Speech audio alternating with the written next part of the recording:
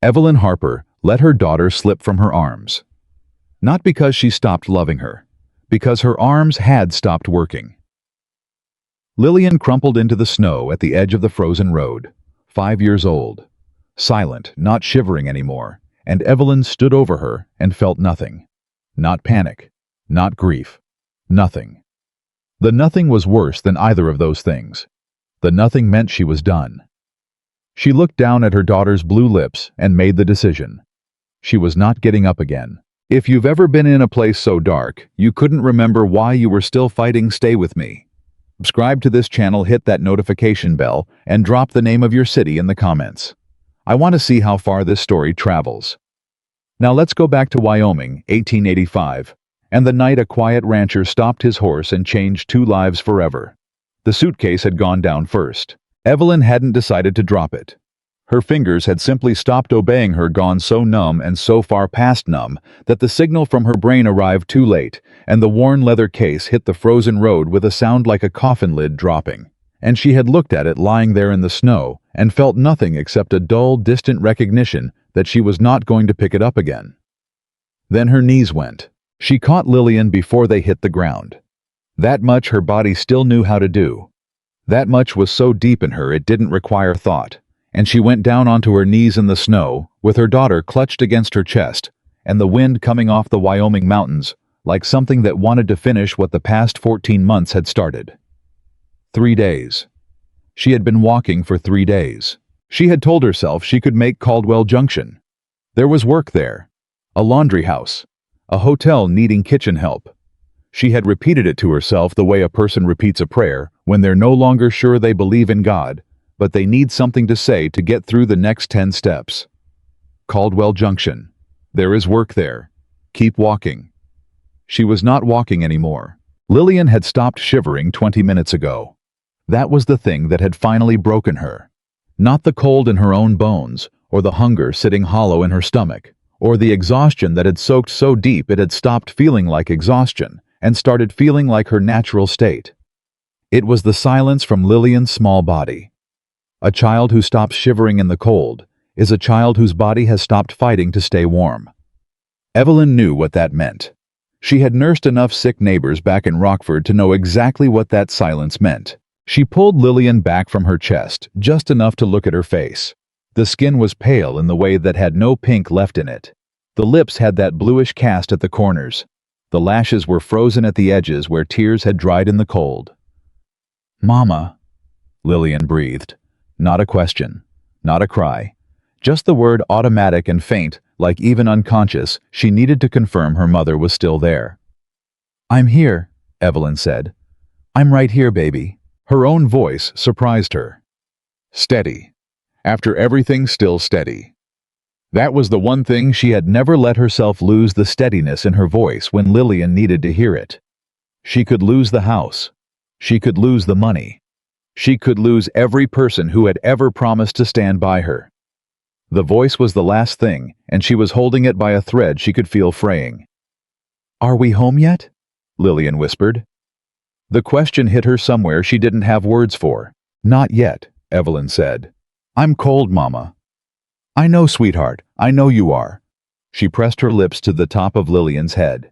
The child's hair smelled like cold air and wood smoke from the fire they'd huddled beside 2 nights ago outside Cedar Hollow, before the woman who owned the boarding house came out and told Evelyn very politely that she couldn't have strangers sitting in the yard because it was bad for business. Evelyn had thanked her. She had stood up from that fire with Lillian in her arms and her suitcase in her hand, and she had said, "I understand, ma'am, I'm sorry to have troubled you." And she had walked away into the dark. That was the part that still made something hot and wordless rise in her throat when she thought about it. That she had thanked her. That somewhere in the grinding down of the past 14 months, she had learned to make herself as small and as grateful as possible so that people would feel less bothered by her presence. So they might see her as less of a problem. So they might just maybe show her a fraction of the basic human decency she had spent her whole life showing everyone else. It had never worked. The boarding houses had no room. The general stores didn't need help. The farm wives said they were sorry, but they had their own families. The men at the mining offices and freight companies looked at her young widow, small child, worn coat. No letters from anyone they knew, and told her they needed someone stronger. Stronger. As if walking 3 days across frozen Wyoming with a sick child against her chest and a suitcase cutting into her palm was something a weak woman did. She hadn't cried. Not once, not where anyone could see.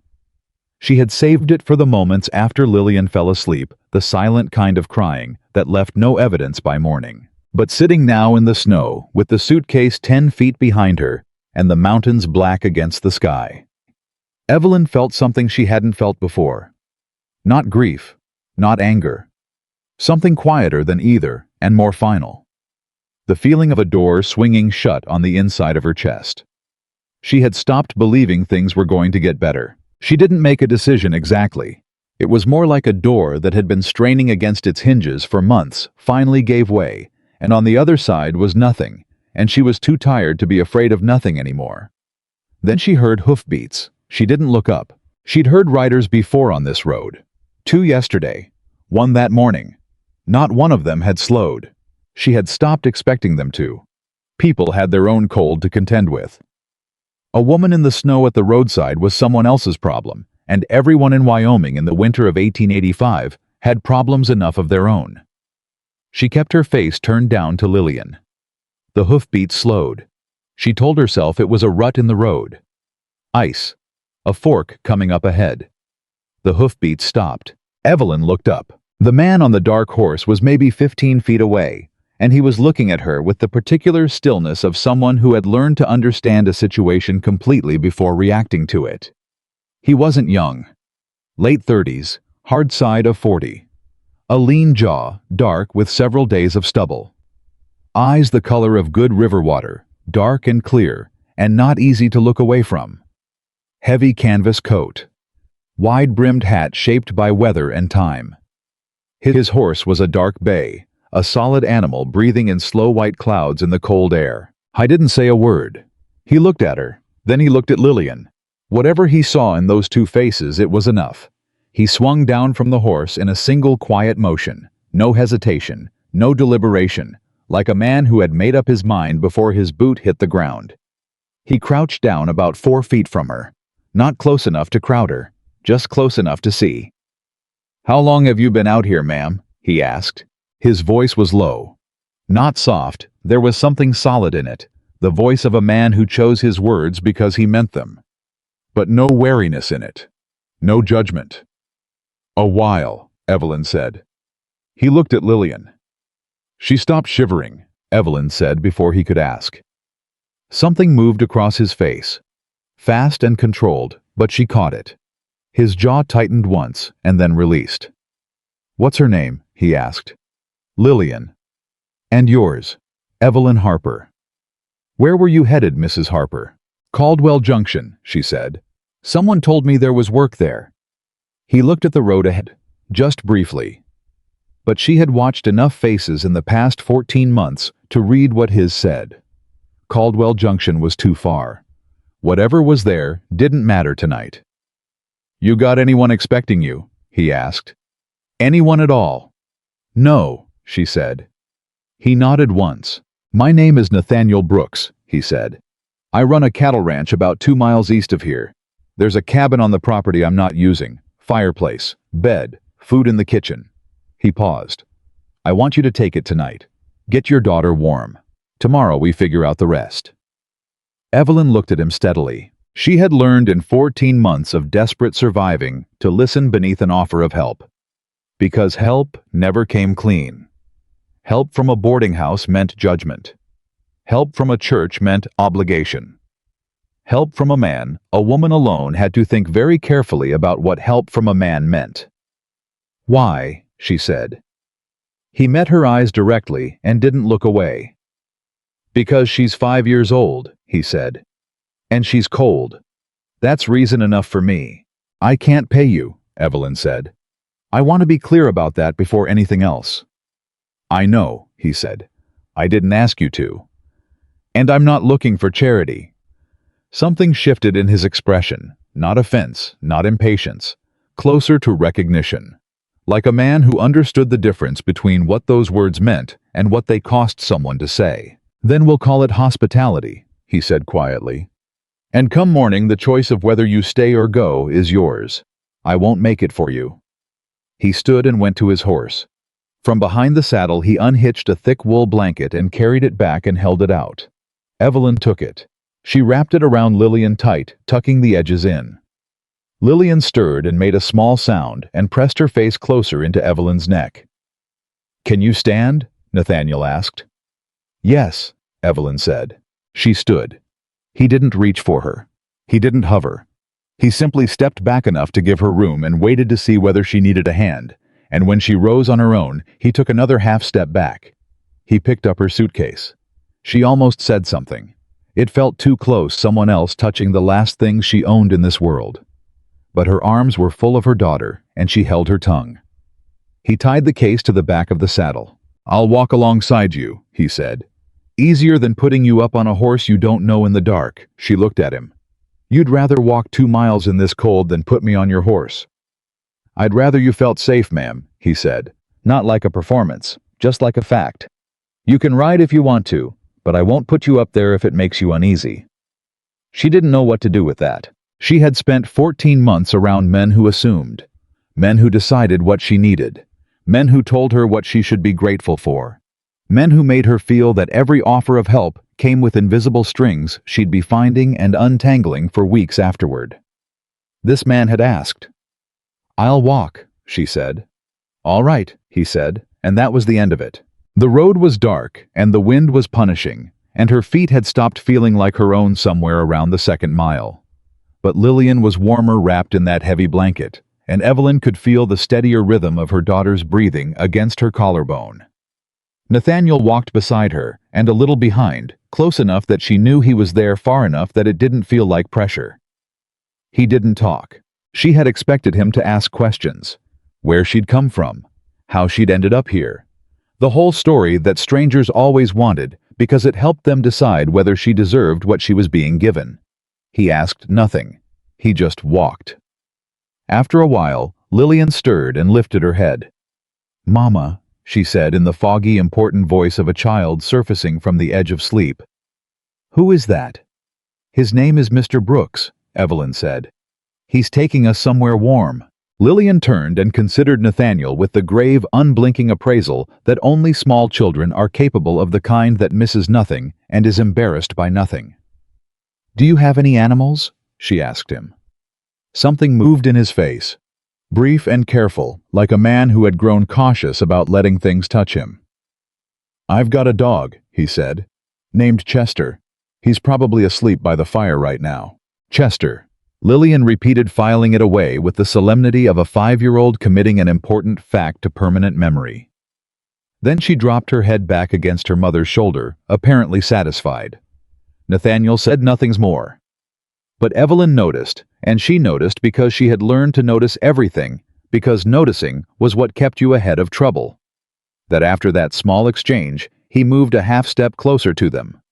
Not close, just closer. She didn't say anything. She kept walking. The ranch came out of the dark by degrees. First the smell of wood smoke on the wind, then the low, solid shape of the main house with a single lamp burning in a window. Then the barn and corrals taking form in the dark, and off to the left, a small cabin standing apart with a cold, dark window. Nathaniel went into the cabin first. She heard the scratch of a match. Then the small sound of a fire catching the first tentative crackle of kindling, taking. Then the deeper sound of wood beginning to hold heat. By the time he opened the door and stood back to let her through, there was already firelight moving on the walls. She stepped inside. A real bed. A proper frame and a quilt folded back. A cook stove. A kitchen table with 2 chairs. A tin of something on the shelf. A rug on the floor. A window with a curtain white, carefully hemmed, the kind of small, deliberate thing that someone had once put there because they wanted the room to feel like a place where people lived. It was the curtain that got her. Not the bed. Not the warmth. The curtain. She pressed her lips together and held very still for a moment. "There's wood stacked to the left of the door," Nathaniel said. He wasn't looking at her. He was busy at the cook stove checking the flue. "Should be salt pork in the tin on the second shelf. Cornmeal in the crock on the counter." He stood and turned. "I'll bring water and eggs in the morning." "Thank you," Evelyn said. He picked his hat up from where he'd held it the whole walk over, turned toward the door. "Mr. Brooks," she said. He stopped. She had rehearsed nothing. She had no speech prepared. She only knew that she wanted him to understand she was not a woman who took things for granted, that she was not someone who would accept this and forget what it had cost him in trust to offer it to a stranger. "You didn't have to stop," she said. He stood with his hand on the doorframe and looked at her for a long moment. His face in the firelight was not an easy face to read. But it wasn't a closed one either. There was something in it. She recognized the look of a person who had learned sorrow early and built something durable around it. "No," he said. "I didn't." Then he put on his hat and walked out and pulled the door shut behind him. Evelyn stood in the middle of the warm cabin and listened to his boots cross the frozen ground. She listened until the sound faded into the wind. Then the thing she had been holding knotted shut for 14 months came loose all at once. She sat on the edge of the bed and put her face in her hands and cried. Not from sadness. Not exactly. From the sudden vertiginous shock of being inside somewhere warm, of someone having spoken to her with uncomplicated decency, of the sensation of a weight she had been carrying so long, she had stopped knowing it was there, lifting just slightly from her shoulders. She cried the way she always cried. Quiet face turned from Lillian Dunn before it became something her daughter could see. When it was over, she wiped her face and laid Lillian down on the bed and pulled the quilt up to her chin. The color was already coming back. Even in this short time, even just from the blanket and the warmth, the pink was returning to Lillian's cheeks. The blue at the corners of her lips was fading. Evelyn sat in the chair by the fire and took Thomas's photograph from the suitcase. She looked at him a long time. The honest face. The hat pushed back. The smile that had never learned to be anything other than what it was. "I found somewhere warm," she told him quietly. "That's all I know yet. I don't know what it costs, or what it means, or whether it lasts." She paused. "But she's warm. We're both warm. That's something." She set the photograph on the table where she could see it. She meant to keep watch through the night. Old habit. The habit of a woman who had learned that letting her guard down completely was a luxury she couldn't afford. She sat upright in the chair with her boots still on, and the fire burning, and her eyes on the door. She was asleep within minutes. She dreamed of Thomas. Their kitchen in Rockford low ceiling, and the window that always stuck the smell of coffee, the sound of his boots on the floor. The way he said her name, not like a sound, but like something that meant something specific to him, something he valued. She woke reaching for him and found her hand on the arm of an unfamiliar chair. Gray light through the curtained window. Morning. It took her a moment to remember where she was. And then it came back in full, the road, the snow, the hoofbeats, the man with the river-dark eyes, and the blanket from behind his saddle. She sat still for a moment listening. Nothing outside but wind, the creak of the cabin in the cold, somewhere distant, a horse moving in a corral. She went to the window. The ranch lay out in the early light, gray and still and frozen, and she recognized this feeling even as it surprised her, unexpectedly.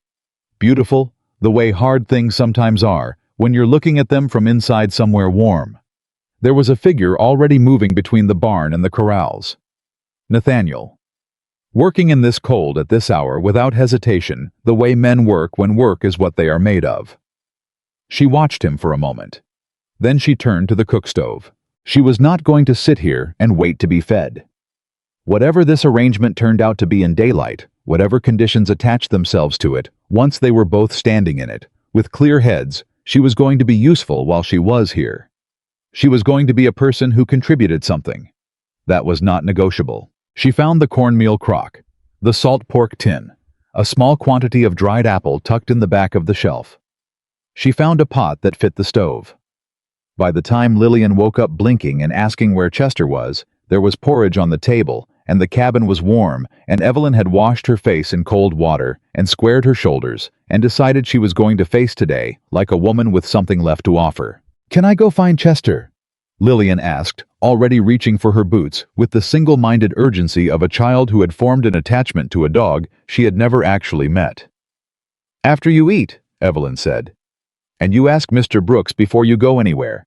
This is his property. You don't explore without permission." Lillian weighed this against her feelings about Chester. "What if Chester comes to the door first?" she asked. "Then you may say hello through the door," Evelyn said. Lillian ate her porridge with grim efficiency. The knock came while the bowls were still on the table. Evelyn opened the door. Nathaniel stood outside in the cold, with a bucket of well water and 6 eggs tucked into the deep pocket of a cleaner coat than the one from last night. He'd shaved not perfectly, but intentionally, and he held his hat in his hand. His eyes went to the table, to the pot on the stove, to the empty bowls. He looked at her. "You cooked," he said. "There's enough for 3, she said.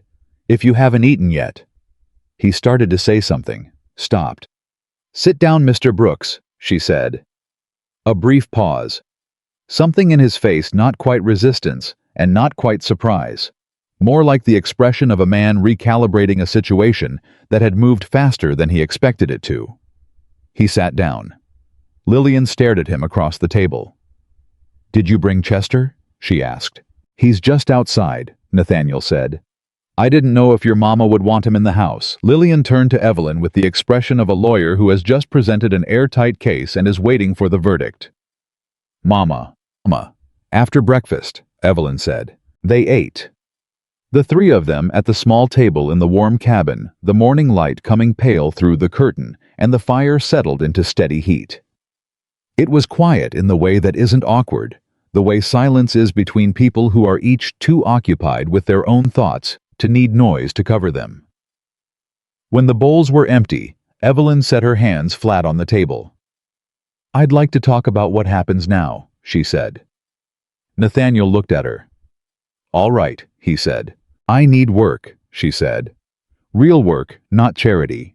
I need to earn money and eventually find somewhere permanent for Lillian and me. I'm not asking you to solve that problem. But if there's anything on this ranch I can do, cooking, cleaning, mending, keeping records, I want to know about it."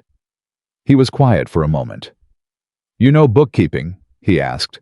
"My husband Thomas worked the Rockford mines," she said. "He was skilled with machinery and hopeless with numbers.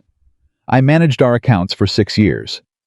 Supplier invoices, payroll loan schedules, quarterly reports. The mine foreman used to bring me questions that should have gone to the company accountant." She paused. "I kept every receipt organized by category and date. I've never lost $1 I couldn't account for." Nathaniel put his coffee cup down. "My books are a mess," he said. "I haven't had them properly organized in 2 years. I keep meaning to hire someone from town." He said the next part carefully. "I've put it off because I don't trust most of the people who'd take the job to keep what they find to themselves." She understood him exactly. "A rancher's finances are his private business," she said. "I would not discuss your accounts with anyone, not because you're paying me, because it would be dishonorable, and because I have no interest in making enemies before I've gotten my feet under me." Something in his face settled. "I'll pay you the same wage I'd pay anyone in from town," he said. "That's all I'm asking," she said. "And the cabin stays yours as long as you're working the ranch. That's part of the arrangement." "Understood." He nodded once. Lillian had been sitting through this entire negotiation with the focused patience of a child who understood that adults were discussing something important and that Chester was on the other side of that door. "Mr. Brooks," she said. "Yes, Miss Lillian. Can Chester come in now?" He looked at Evelyn. Evelyn nodded. He went to the door and made a low, short whistle. The dog that came through was large and brown with a gray muzzle and the kind of careful, measured dignity that comes to dogs in their old age. Chester walked in, looked at Evelyn steady, unhurried, then looked at Lillian and walked directly to her and sat down with his chin lifted as though he had been told she was coming and had decided in advance that she was acceptable. Lillian put both palms on either side of his face. "Hello, Chester," she said gravely. "I've been wanting to meet you." Chester leaned forward and rested his chin on her knee and closed his eyes. Nathaniel watched this. He turned his face away before Evelyn could read all of it, but she saw enough. She saw the thing that moved through him quick and involuntary, and she understood that whatever that thing was, it had something to do with absence. With a house that had been quiet for a long time and had gotten used to being quiet, she said nothing. She picked up the bowls and carried them to the counter. She was setting them down when she heard it. Wheels on frozen road, moving fast, then slowing. Nathaniel heard it at the same moment she knew, because his posture changed, a subtle adjustment, the kind of change that isn't visible if you're not looking for it. She was looking for it. "Someone's coming," she asked. "Stage road runs close to the property line," he said, but his jaw had tightened very slightly. "Should pass through." It didn't pass through. The wheels stopped. A pause. Then footsteps on frozen ground, deliberate and unhurried, the footsteps of someone who was accustomed to arriving places and being received. The knock came at the cabin door, not the house, the cabin, and Nathaniel's jaw did that thing again. He opened the door. The woman on the other side was dressed for Wyoming winter, the way a person dresses when they want you to know they have never had to work in one. A fine wool coat, beautifully cut.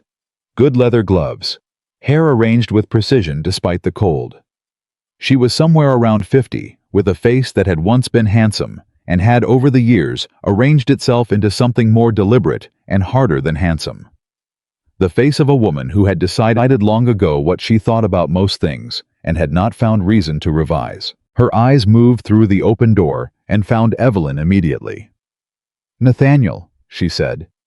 Her voice was the voice of a woman who had never needed to wonder whether she would be listened to. "I heard in town last night you'd taken someone in. I thought I should come and see for myself."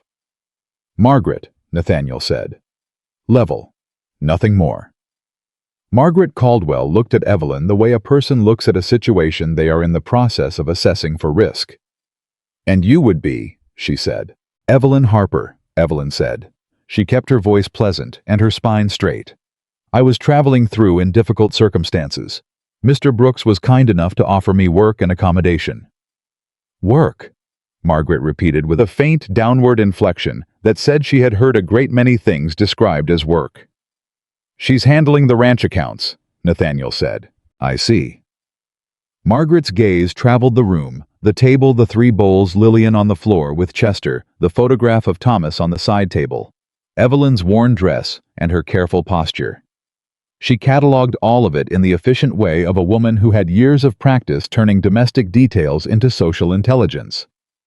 "Nathaniel," she said, shifting her attention back to him without fully releasing Evelyn from it. "Might I have a word with you outside?" "Say what you've got to say here," he said. "I've got work to get back to." The corners of her eyes tightened barely. She hadn't expected that. "I only want to make sure you've been careful," she said, and her voice softened into something meant to sound like concern. "A woman traveling alone with a child.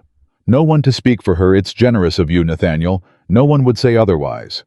But people in town are already talking. And a man in your position has a reputation too." "My position," Nathaniel said, "is that this ranch is mine, and my business is mine." His voice hadn't risen. It didn't need to. "Mrs. Harper is a skilled woman who needed honest work, and I offered it. That's the whole of it." Margaret looked at Evelyn. "Where did you say you came from, dear?" "Rockford," Evelyn said. "And your husband, is he?" "He died 14 months ago," Evelyn said. "A mining accident." That small sound again, calibrated, carrying just enough sympathy to be polite and just enough distance to communicate that sympathy, had its limits. "And you have family there? Anyone who—" "No," Evelyn said. "No family." Margaret looked at her steadily. It was a particular kind of look, the kind engineered to make a person feel the full specific weight of their situation. The ways they didn't fit, the things they lacked, the reasons they ought to be conscious of how much they were imposing. Evelyn had gotten very familiar with that look in 14 months. She didn't look away. She stood with her hands folded in front of her and her spine straight and let Margaret look as long as she needed to, and she did not blink first. Something shifted in Margaret's expression. It wasn't much, but it was there. "Well," she said finally, and the word had more precision than warmth. "If Nathaniel is satisfied with the arrangement." She looked at him. "I hope we'll see you at the church social Saturday. People will feel more settled if things appear normal. I'll think about it, Nathaniel said. After the door closed, the cabin was quiet. Nathaniel stood at the window and watched the carriage roll away down the frozen road. He had his arms crossed, and there was something in the set of his shoulders that she couldn't entirely read. "She means well," he said. His voice said the opposite. "She means to have things arranged to her satisfaction," Evelyn said, "which is not the same thing." He turned and looked at her. "You're not afraid of her," he said. Evelyn turned back to the counter and picked up the cloth. "Mr. Brooks," she said, "I sat down in a frozen road last night because I had nothing left to be afraid of. Margaret Caldwell doesn't make that list." A pause. "You should know," he said. "She and her husband own the largest ranch in the valley. People in Silver Creek listen to what she says." "I appreciate you telling me." "She could make things hard for you." "People have been making things hard for me for 14 months, Evelyn said. "I'm still standing." She set the clean bowl on the shelf and turned to face him. "What time would you like me to start on the books?" she asked. He looked at her for a long moment. Something in his face had shifted since she first saw it on that frozen road. Something more attentive, now more considered. The look of a man who has encountered something he didn't expect and is still deciding what to do with that. "After lunch," he said. "I'll show you where everything is." He picked up his hat. At the door he paused. "Mrs. Harper," he said. "Yes." He turned just enough to see her. The morning light was on his face, and he looked like what he was, a man who had been doing hard things alone for a long time and had made his peace with it but didn't love it. "I want you to know something," he said. "Whatever brought you to that road last night, whatever happened to get you there, that's not what I see when I look at you." He held her gaze. "I see a woman who sat down and still didn't quit. And that's not a small thing. That's not a small thing at all." He put on his hat. He walked out. The door swung shut. Evelyn stood in the middle of the warm cabin with those words settling into the space around her and didn't move for a long moment. Outside, Lillian was attempting to teach Chester to shake hands. Chester, with the gravity and patience of a dog who had witnessed a great deal of human behavior and had formed his opinions about most of it, was allowing this.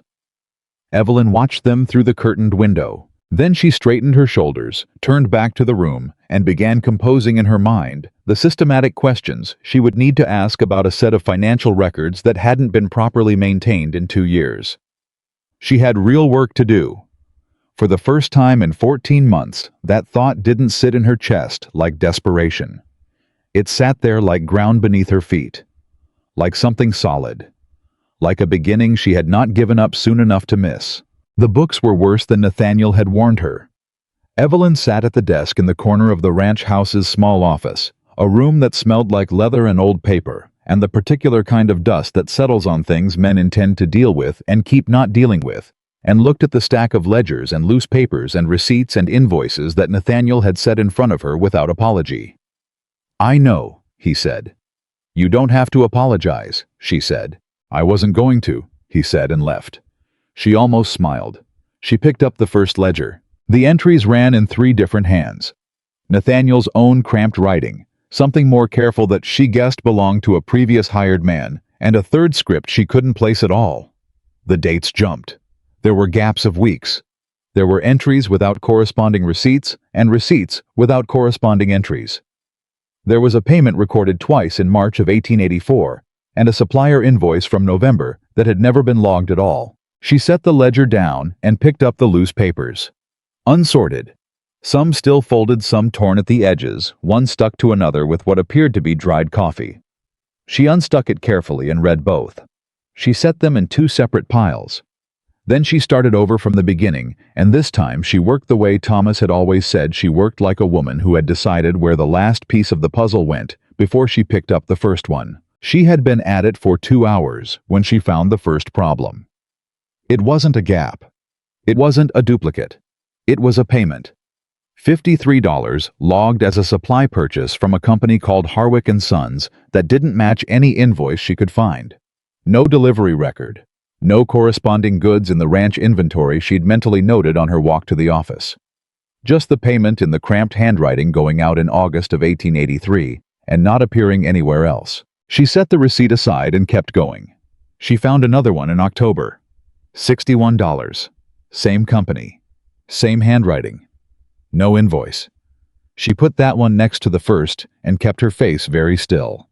An hour later, she found a third. By then, Lillian had come in twice, once to report that Chester had followed her to the fence and sat with her while she watched the horses, and once to ask whether she was allowed to give Chester a piece of her cornbread.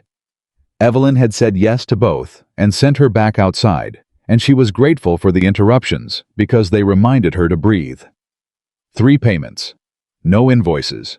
No deliveries. Over $120 vanishing into a company she had never heard of. She did not leap to conclusions. She had learned in 6 years of managing household accounts against a mining salary that was never quite enough that a missing invoice was more often carelessness than malice. Men lost papers. They forgot to ask for receipts. They paid for things in the field and meant to record them later and never did. But she set those 3 receipts in a separate pile at the edge of the desk where she would see them every time she looked up. She was still working at noon when Nathaniel appeared in the doorway with 2 mugs of coffee. He stopped when he saw the organized stacks covering every inch of the desk and a portion of the floor. "You've been busy," he said. "The October ledger was filed inside the March ledger," she said. "I don't know how that happened." "Neither do I," he said. He set one mug on the edge of the desk where she could reach it without disturbing anything. He looked at the piles. He did not ask what was in them. She respected that. "I have a question," she said. "Go ahead." "Who was your hired man before the one who kept records in the careful handwriting?" He thought for a moment. "Fellow named Gruber. Sid Gruber. Left last spring to work the rail camps. Better pay." "And before him?" "Various," he said. "Why?" She hesitated. She had learned to be careful about the way she delivered information that might carry an unpleasant implication. People who shot the messenger were real, and she was in no position to become a problem to this man before she had established her usefulness. "I found some payment records that don't have corresponding invoices," she said. "Probably nothing. I just want to understand the ranch's accounting history before I draw any conclusions." He looked at her steadily. "How many?" "3, she said. "So far." He was quiet for a moment. "How much?" And he said. $123 across 2 years, she said. The silence lasted 3 full seconds. "That's not nothing," he said. "No," she agreed. "But it may have innocent explanations. Let me keep going before we decide what it is." He nodded. He picked up his own mug. He looked at the stacks again. "Gruber," he said. Not a question. Just the name sitting there being turned over. "I don't know yet," she said. "I'm not going to tell you I know something I don't." He looked at her, then a direct look, the kind that was trying to read something. "You found $120 in missing payments in 2 hours, he said. 2.5, she said. "And you're not telling me what you think it means." "I'm telling you what I know," she said. "What I think comes after I've finished." He stood there for a moment longer. Then he said, "All right," and walked out. She picked up her coffee and kept working. By late afternoon, she had reorganized 4 years of ranch accounts into a system that would have made the Rockford Mines Company accountant quietly envious. She had found 6 more discrepancies, 5 of them easily explained by missing receipts that turned up in the wrong folders, and one that was not easily explained at all. A single entry, in November 1884, $180, recorded in the 3rd handwriting she didn't recognize. No company name, no invoice, just the amount and the date and a notation that said simply settled. Settled. She put that receipt on top of the 3 Harwick and Sons payments and looked at all 4 of them together. $303. She folded her hands on the desk and sat very still and thought about what a careful, intelligent person would do with $303 belonging to someone else and access to a set of books that hadn't been properly reviewed in years. Then she heard the horses. More than one. Coming fast. She heard Nathaniel's voice outside, sharp, not the measured tone she'd gotten used to, And then another voice louder, with the particular confidence of a man who was accustomed to his volume being the most important thing in a room. She stayed at the desk. She listened. Told you last month, Brooks, and I'm telling you again. The offer won't stay on the table forever. You're sitting on water rights that the whole southern end of the valley needs, and my client is prepared to be generous. Your client can keep his generosity, Nathaniel said. I've told you no twice. That's my final answer. A man in your situation. What situation is that? A brief pause. A man running a ranch alone. No family. Overhead that goes up every season. The railroad coming through changes everything in this valley, Brooks. The men who work with it do well. The men who don't. I heard you the first time, Nathaniel said. The answer is no. Get off my property. Another pause. Then the sound of horses moving slower this time. The deliberate slow of a man making a point with his departure. Evelyn sat at the desk and looked at the 4 receipts and thought about railroad companies and water rights and a man who had ridden away slowly because he wanted Nathaniel to watch him go. She thought about that for a long time. Nathaniel came into the office 10 minutes later. She could tell from the way he moved, not agitated but dense, the way a man moves when he is carrying something he hasn't decided what to do with yet. Who was that? She asked. Name's Whitmore, Nathaniel said. Represents a company called Western Meridian Railroad. They've been after the ranch for 6 months. Why this ranch specifically? He sat down in the chair across from the desk. First time he'd sat in it since she'd been here. He leaned back and looked at the ceiling for a moment. There's a water source on the south end of the property, he said. Underground. Feeds 3 creeks that the southern ranches depend on.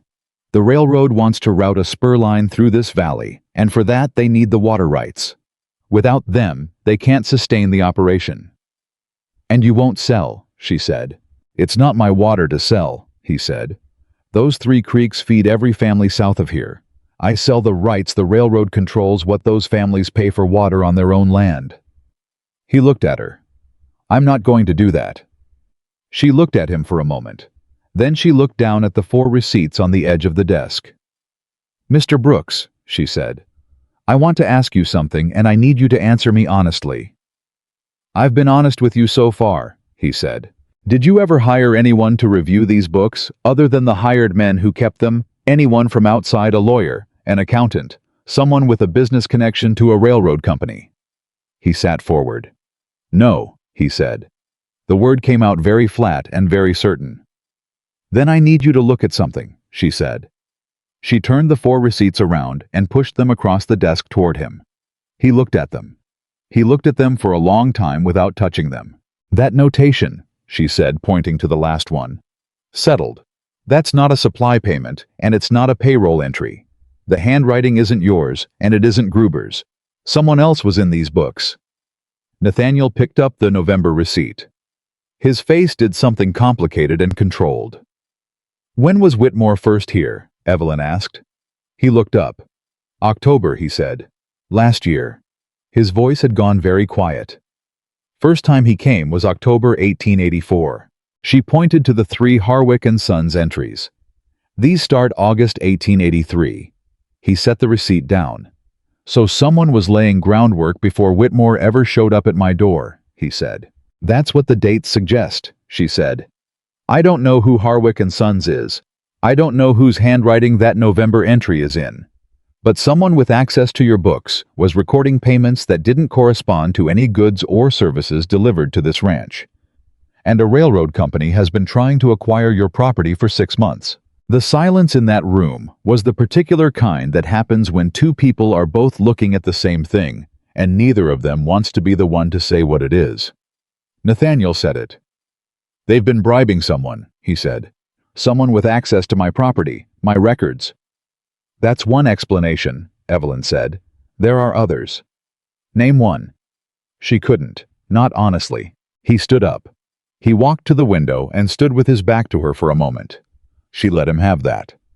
She had learned in 6 years of marriage to a man who processed things in his own time, in his own way, that some information needed a moment to settle before it could be talked about. Gruber, he said finally. He had access, she said. He kept the books. He left for the rail camps last spring. Better pay, you said. Rail camps, Nathaniel said.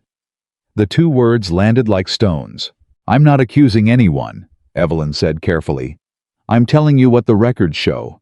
What you do with it is your business. He turned from the window. What would you do? He asked. She hadn't expected that. She looked at the receipts. She thought about it honestly. I would find out who Harwick and Sons is, she said. A company that received over $120 from this ranch should be traceable. If it's a legitimate supplier, there'll be a record somewhere. If it isn't, then we know what it is, he said. Then we know what it is, she agreed. He looked at her for a long moment. You've been here less than 2 days, he said. I know. And you found all of this. I was looking for things that didn't fit, she said. When you've spent years being told you don't fit, you develop an eye for the places where the numbers don't add up. Something moved in his face at that, something he didn't try to contain quickly enough. I'll ride into Silver Creek tomorrow, he said. Ask around about Harwick. I'll keep going through the books tonight, she said. If there are more entries, I'll find them. He picked up his hat from the arm of the chair. Mrs. Harper, he said. Yes. He looked at the organized desk, the careful stacks, the labeled sections, the 4 years of chaos reduced to comprehensible order in a single afternoon. Thank you, he said. It was simple and unadorned the way he said everything. No ceremony, just the truth of it. You're paying me a fair wage, she said. It's not thanks I need. He almost smiled again. Almost. No, he said. I suppose it isn't. He walked out. Evelyn turned back to the books. She worked until the lamp was the only light in the room, and Lillian had been fed and put to bed in the cabin, and the ranch had gone quiet around her. She found 2 more entries. She couldn't account for smaller amounts logged in January and February of 1884, same period as the Harwick payments. $60 between them. $363 total. She wrote the sum on a clean sheet of paper and set it at the top of the organized stack and sat back and rubbed her eyes. $363, stolen from a man who worked from sunup to dark and asked nothing of anyone, and had been decent to her in a way that still surprised her every time she thought about it. She folded the paper with the sum on it and put it in her dress pocket. She blew out the lamp and walked back to the cabin in the dark. The next 3 days settled into a pattern that Evelyn hadn't expected. She had expected tension, the careful performance of 2 strangers negotiating the terms of an arrangement that neither of them had entirely anticipated. Instead, what she found was something quieter and more practical. Nathaniel was at the ranch before dawn and working hard until noon, and after lunch she worked through the books while he managed the afternoon operations, and in the early evening they briefly crossed paths to discuss whatever the day had turned up. He didn't ask her personal questions. She didn't ask him any. They talked about the ranch, the accounts, the water situation, the unresolved question of Harwick and Sons. But on the 3rd morning, he came back from Silver Creek with news that changed the shape of everything. He came into the office without knocking, which he had not done before, and she looked up from the ledger and knew from his face that whatever he'd found was worse than either of them had prepared for. Harwick and Sons doesn't exist, he said. She set down her pen.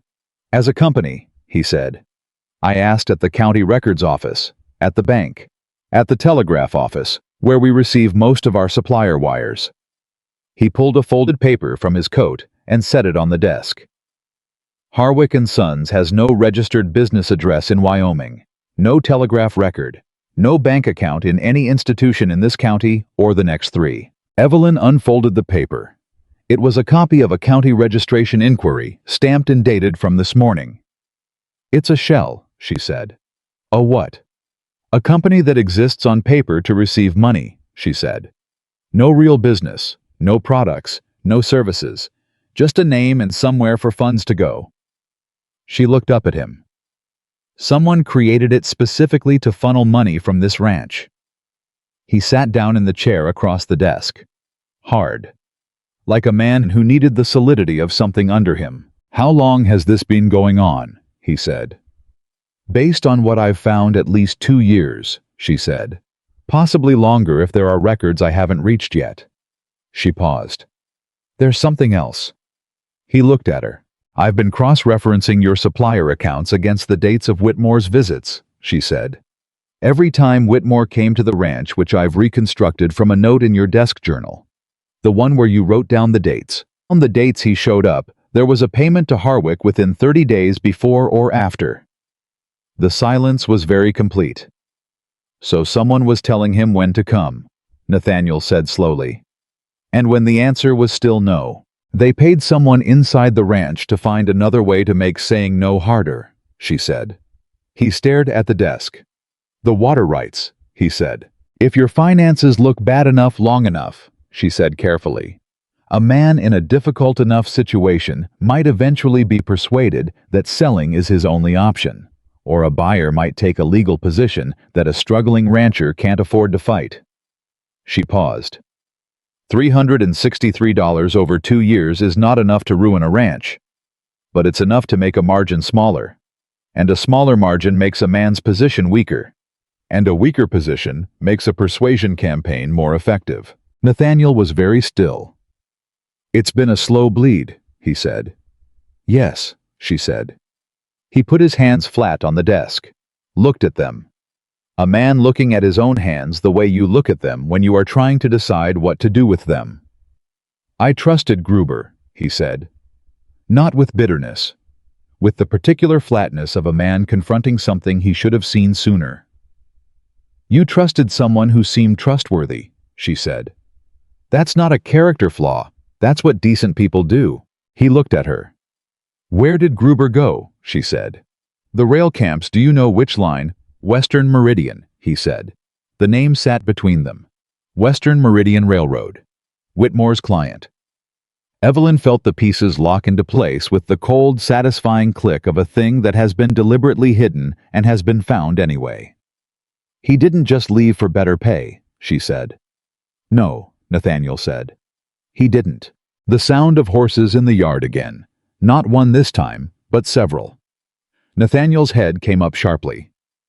Evelyn crossed to the window and looked. 3 riders. All of them in good coats, well-mounted, the kind of horses that cost real money. Whitmore was in front. Beside him was a man she didn't recognize, broader, older, with the bearing of someone who gave orders and was not accustomed to receiving them. And behind them, slightly apart, a third man who was holding a leather satchel across the pommel of his saddle. "That third one," she said. "The one with the satchel." Nathaniel came to the window. "Never seen him before," he said. "That satchel is for papers," she said. "Documents, the kind you sign." She looked at Nathaniel. "They didn't come to talk this time." His jaw set. "They can bring whatever they want," he said. "I'm not signing anything." "I know," she said, "but I need you to stall them." He looked at her. "Stall them," he said. "Why?" "Because I need 20 minutes, she said, "and I need you to trust me for 20 minutes. A pause. The riders were dismounting in the yard. "What are you going to do?" he asked. She was already at the desk. She was pulling papers, the 4 receipts, the registration inquiry, the sheet, with the sum written on it, the reconstructed timeline of Whitmore's visits, and the corresponding payments. Her hands were moving fast, and certain the way they moved when she knew exactly what she was doing. "I'm going to make sure that when they put those documents in front of you," she said, "you have something to put in front of them." He looked at her for one long moment. Then he put on his hat and went outside. She heard his voice in the yard, even measured, not hostile. Greeting them. Buying time. She could hear Whitmore's voice, smooth and overconfident, beginning whatever argument he had prepared. She worked. She had learned to write quickly in 6 years of managing accounts under pressure. The monthly statements, the quarterly summaries, the loan repayment schedules that had to be precisely right, or the numbers didn't work, and there was no money for food. She wrote quickly now in her clearest hand, organizing the evidence into a single coherent document. This is what was paid. This is the company that received it. This is why the company doesn't exist. This is the timeline. These are the dates.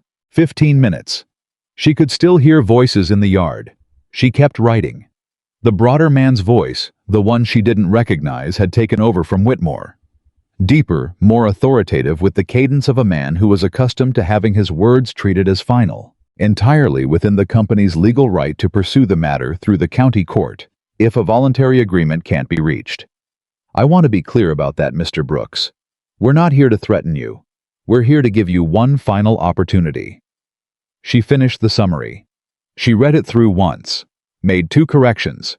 She folded it and put it with the 4 receipts and the registration inquiry in a single organized bundle and tied it with the piece of string from the desk drawer. She stood up. She smoothed her dress. She walked to the door. The scene in the yard was exactly what she had expected. Nathaniel standing square and unhurried the way he stood when he had decided something. Whitmore slightly to one side. The broader man, she could see him clearly now, a gray-haired man with a heavy gold watch chain across his vest. The kind of man who wore wealth the way other men wore tools, holding forth with the practiced confidence of someone who had delivered this speech many times and always won. The man with the satchel had opened it. He was holding out a set of documents. "I'd like to see those," Evelyn said. Every head turned. Whitmore's face went through several things quickly before settling on a controlled blankness. "And you are?" the gray-haired man said. "Mrs. Evelyn Harper," she said. "I manage the financial records for this ranch." She walked to Nathaniel's side and held her hand out toward the man with the satchel. "May I?" The gray-haired man looked at Nathaniel. "She speaks for the ranch's accounts," Nathaniel said. The man with the satchel looked at the gray-haired man. The gray-haired man gave a small nod. She took the documents. She read them standing there in the yard without hurrying. They were thorough, and they were well drafted. She could see the work of a competent lawyer in the language, but the argument they made rested on a single premise: that the ranch was financially compromised, that there were irregularities in the accounts that left ownership claims uncertain, that Western Meridian Railroad had reason to believe the property was involved in unresolved financial disputes that only a sale could settle. She lowered the documents. She looked at the gray-haired man. "Your legal position," she said, "depends on the claim that this ranch's finances are compromised and its records unreliable." He said nothing, but he was watching her carefully now. She held out her bundle. "These are the ranch's financial records," she said. "Organized, verified, and complete. They show $363 in payments to a company called Harwick & Sons over a period of 2 years. They also show that Harwick & Sons does not exist as a registered business entity anywhere in this or any adjacent county." She paused. "They further show that each of those payments occurred within 30 days of a visit from your representative, Mr. Whitmore." The yard was very quiet. "Those are serious allegations," the gray-haired man said, and his voice had lost some of its authority. "They're documented facts," she said. "The allegations would be that your company orchestrated a deliberate scheme to defraud this ranch through a former employee, a Mr. Gruber, who left this property to work for Western Meridian last spring." She looked at him steadily. "That would be a matter for a county court as well, but I suspect it would not be the kind of court proceeding your company had in mind." Another silence. Whitmore said, "You can't prove." "I can prove every line of it," she said. "I have the receipts, the registration inquiry, and a documented timeline. What I don't have yet is Mr. Gruber's current address at the rail camps, but I imagine the county sheriff's office would be able to obtain that without difficulty." The gray-haired man looked at her for a long time. He was recalculating. She could see it.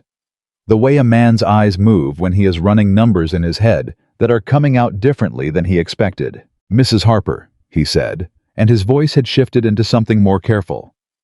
"I wonder if perhaps we've approached this matter incorrectly," she said.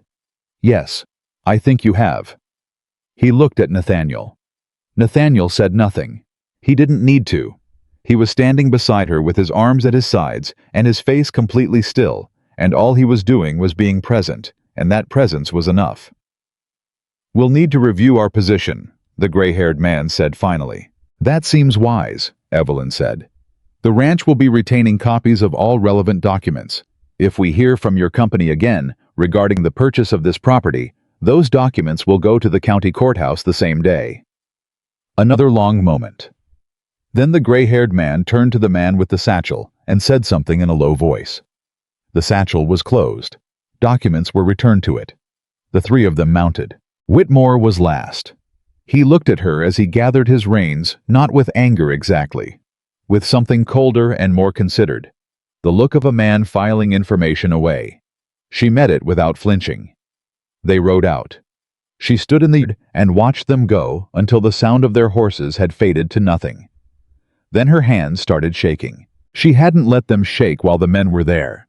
She had held them still by an act of will so complete it had felt almost physical, like pressing two palms flat against opposite walls. But now they shook, not dramatically, just a fine tremor, the kind that comes after the body has been running on nerve alone, and the nerve has finally been allowed to rest. Nathaniel looked at her. "You're shaking," he said. "I know," she said. "You didn't let it show." "No," she said. Howe was quiet for a moment. "Where did you learn to do that?" he asked. She thought about 14 months of closed doors and careful voices and thanking people for telling her to leave. "The same place I learned everything useful," she said. "From having no choice." He nodded slowly. He understood that. "Come inside," he said. "I'll make coffee." She followed him into the ranch house kitchen. She sat at the table and put her hands flat on the wood the same way he had earlier, and the shaking gradually stopped. He made coffee without saying anything. He set a mug in front of her and sat down across the table. "What you did out there," he said. "I did my job," she said. "You did more than your job." She wrapped her hands around the mug. The warmth helped. "They'll come back," she said. "You know that. What I showed them today slows them down. It doesn't stop them if they're determined enough and have enough lawyers." "I know," he said. "You'll need a real lawyer," she said. "Someone who can formalize the documentation. Make it a legal record, not just an organized set of receipts." "I know a man in Cheyenne," he said. "Honest one. I'll send a telegraph tomorrow." "Good," she said. They drank their coffee. Outside, the wind had come up, the long, low Wyoming wind that came in off the mountains in the late afternoon and moved across the flatland like something with purpose. Evelyn could hear it against the kitchen window. "My wife used to hate that wind," Nathaniel said. He said it the way a person says something they hadn't planned to say, not without thought, but without the usual preparation. Like it had simply risen to the surface and come out. Evelyn didn't say anything. She waited. "She was from Ohio," he said. "Said the wind out here sounded like something trying to get in." He was looking at his coffee. "She passed 9 years ago, during our son's birth." A pause. "We lost them both." The quiet in the kitchen was a different kind from any they had shared before. "I'm sorry," Evelyn said. She meant it simply and completely, the way she had learned to mean things after Thomas died, not as a formality, but as a real acknowledgement of a real wound. "Long time ago," he said. But he said it the way people say things that aren't entirely true, and know they aren't. "Time doesn't always fix the size of a thing," she said. "Sometimes it just teaches you to carry it differently." He looked up at her. "No," he said quietly. "It doesn't." They sat with that for a moment. Then, Lillian burst through the kitchen door with Chester behind her, announcing that she had taught Chester to sit on command, and would like everyone to witness the demonstration immediately, and the moment broke open into something warmer and less careful. And Nathaniel watched Chester perform his sit with the gravity of a judge, and told Lillian that this was the finest training he had ever witnessed, and Lillian glowed, and Evelyn watched the two of them across the kitchen table, and felt something she hadn't felt in so long she almost didn't recognize it. Not happiness exactly. Something steadier than happiness. Something that felt cautiously and carefully and without any promises about tomorrow, like being somewhere she was allowed to be. She picked up her coffee. Outside, the wind kept coming. She didn't think it sounded like something trying to get in. She thought it sounded like something that had been out in the cold for a long time, looking for a door that hadn't been locked from the inside. The telegraph reply from Cheyenne came back in 2 days. Nathaniel read it standing at the counter in the ranch house kitchen, and whatever was in it made something in his jaw tighten in a way Evelyn had learned to read as the expression he wore when a situation had just gotten worse than he'd been prepared for. He set the paper on the table and pushed it toward her without a word. She read it. The lawyer's name was Edmund Hale. He had been Nathaniel's father's attorney, and he wrote in the careful, precise language of a man who had spent 40 years saying difficult things clearly. The message was short. She read it twice to make sure she had it right. Western Meridian had already filed a preliminary claim with the county court. Not a purchase claim, a water rights dispute. They were arguing that the underground source on the south end of the Brooks Ranch had been improperly documented at the time of the original land grant in 1871, and that the legal ownership of the water rights was therefore contested. The hearing was set for 6 weeks from Friday. Hale was coming from Cheyenne on the Thursday stage. He needed every document Evelyn had compiled, plus the original land grant papers, plus any witness who could speak to the history of the water use on the property. 6 weeks. Evelyn set the telegram down. "They moved faster than I expected," she said. "They had this prepared before they rode out here," Nathaniel said. "That last visit they weren't trying to buy the ranch. They were measuring what they were up against." She had thought the same thing since the morning after the way the gray-haired man had looked at her when she produced the documents. Not surprised. Recalculating. A man who had encountered an obstacle he hadn't anticipated, but who had other routes already mapped. "The fraud documentation I compiled," she said. "If we present that at the hearing." "It shows someone stole from me," Nathaniel said. "It doesn't directly disprove their claim about the land grant." "No," she said. "But it establishes that this company has been operating in bad faith against this ranch for at least 2 years. A judge who sees that has context for everything else they present." "If the judge is a fair one," he said. She looked at him. "You think he might not be?" Nathaniel was quiet for a moment. He moved to the window, not to look at anything specific she had come to understand, but because he needed motion when he was working something through. "Judge Aldrich runs the county court," he said. "He's been on the bench 12 years. Solid reputation. Fair, mostly." A pause. "But Margaret Caldwell's husband sits on the county land commission, and the land commission appoints the court calendar." Evelyn thought about that. "So Caldwell could influence which judge hears the case," she said. "Could influence the scheduling," he said. "Whether Aldrich or someone else is sitting that week." He turned from the window. "I don't know that he would. Gerald Caldwell is not a dishonest man. But his wife has opinions about this ranch, and his wife's opinions tend to become his in time." "Has Margaret said anything more since the morning she came here?" "She spoke to me after church Sunday," he said. "Polite, careful. She said she hoped things were settling and that she trusted I was managing the situation responsibly." He paused. "She looked at me the way she looks at her tenants when she thinks they've made a poor decision." "She's watching," Evelyn said. "She's always watching," he said. Lillian appeared in the doorway with Chester at her heels and a question about whether she was allowed to bring Chester into the cabin at night because she had decided he was lonely sleeping in the barn, and this seemed to her an urgent matter requiring immediate resolution. Evelyn said she would think about it.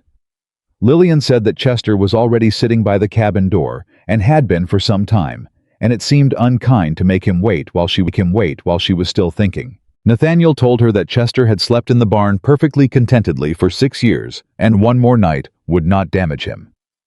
Lillian considered this and announced that 6 years was a very long time to be lonely, and went back outside to sit with Chester in solidarity until the adults came to their senses. Nathaniel watched her go.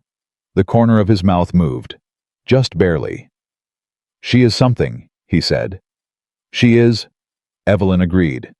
"She has been since the day she was born." She picked up the telegram again and looked at the date of the hearing. 6 weeks was not long, but it was long enough if they used it correctly. She said so. Nathaniel looked at her. "What are you thinking?" "I'm thinking that their legal claim rests on a documentation gap in the original land grant," she said. "Which means the strongest counter-argument is the documentation itself. If we can establish an unbroken record of water use, not just the land grant, but the history of use, the families who have depended on those creeks, the practical reality of what those water rights mean on the ground." "You're talking about witnesses," he said. "I'm talking about every ranching family south of here who has watered their livestock and irrigated their land from those 3 creeks for the past 15 years, she said. If every one of them comes to that hearing and speaks to the history of that water, that's not a documentation gap. That's a community record. He was quiet for a moment, thinking it through. Some of them will come, he said. The Henleys, the Prater family. Old Deke Sutton, he was here when my father filed the original grant. He remembers it. A pause. But some won't. Not because they don't care. Because they're afraid of the railroad. Because they have to live here after the hearing too, and if Western Meridian wins, being on record against them is a risk, she said. Is a real risk, he said. These are families, Evelyn. Not just an argument in front of a judge. She noticed he had used her given name. She didn't think he noticed he'd done it. She filed it quietly away and kept talking. Then we don't ask them to take a risk they don't understand, she said. We explain exactly what's at stake. We explain what losing those water rights means, practically not in legal terms, in harvest terms, cattle terms, family terms. We let them make the decision knowing the full picture. And if they still say no, then we respect that, she said. And we find another way. He looked at her for a long moment. You've been here 8 days, he said. I know. And you're planning strategy for a county court hearing. Someone has to, she said simply. He picked up his hat from the back of the chair. He had a tell she'd identified by the 4th day he reached for the hat when he was about to do something rather than keep talking about it.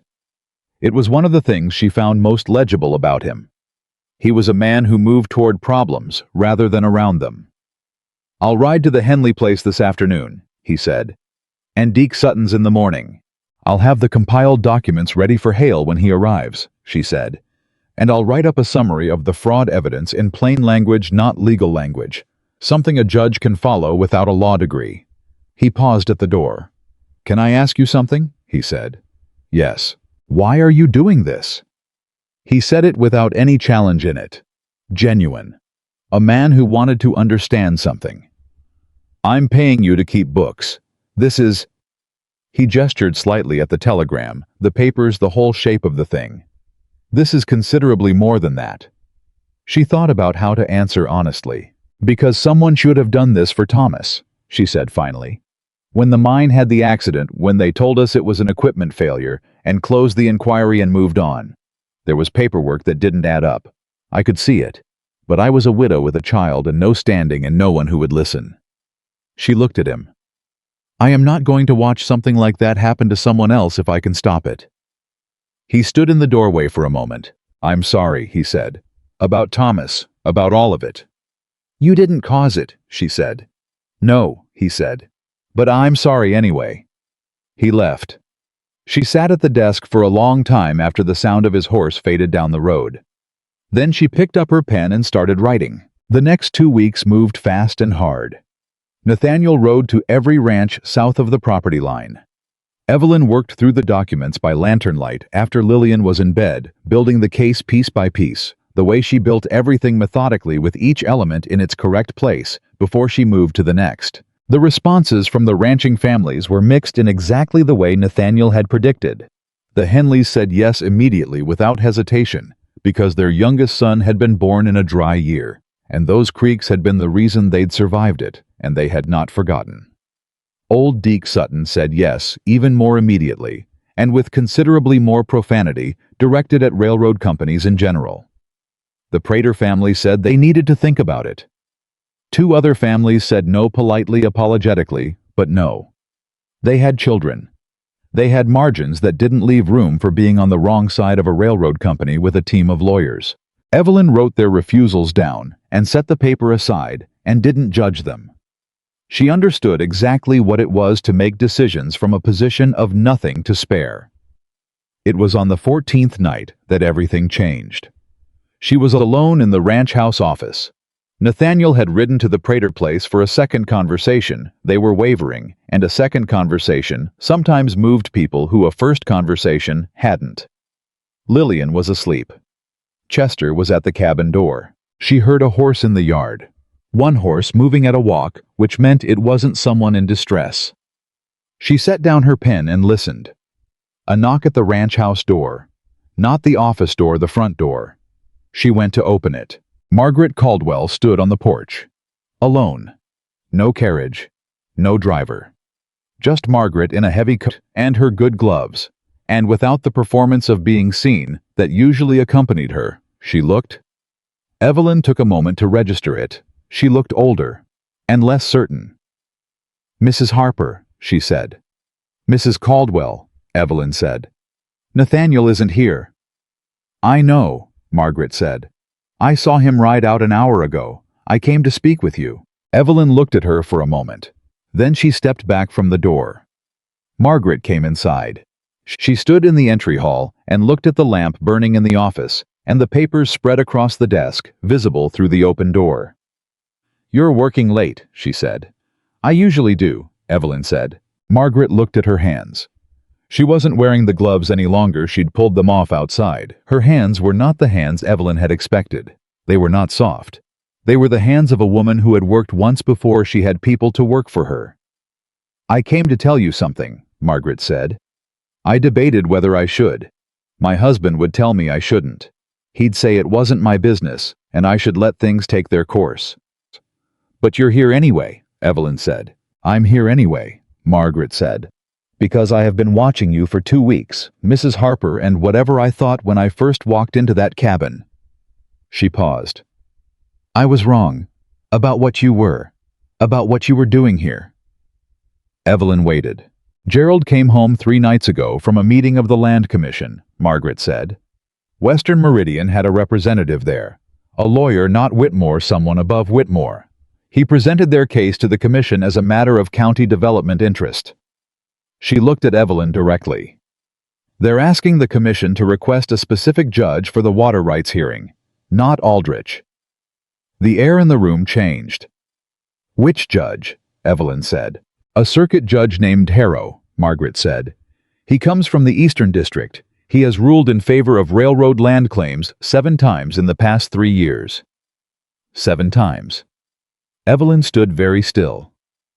"Does your husband know what they're asking?" she said. "He knows," Margaret said. "He told me it was a procedural matter, and the commission was within its rights to make the request, and that it wasn't the commission's place to take sides in a property dispute." "And what did you tell him?" Margaret was quiet for a moment. "I told him that controlling which judge hears a case is not a procedural matter," she said. "It is taking a side.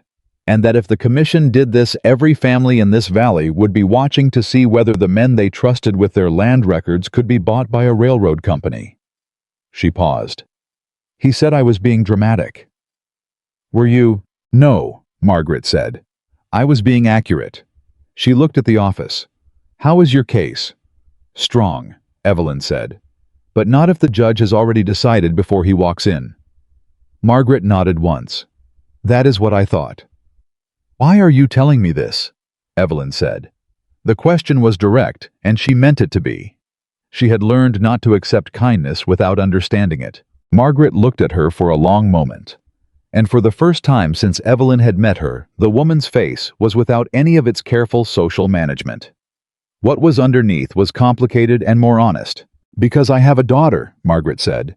"She's 22. She married last year, moved to Denver." A pause.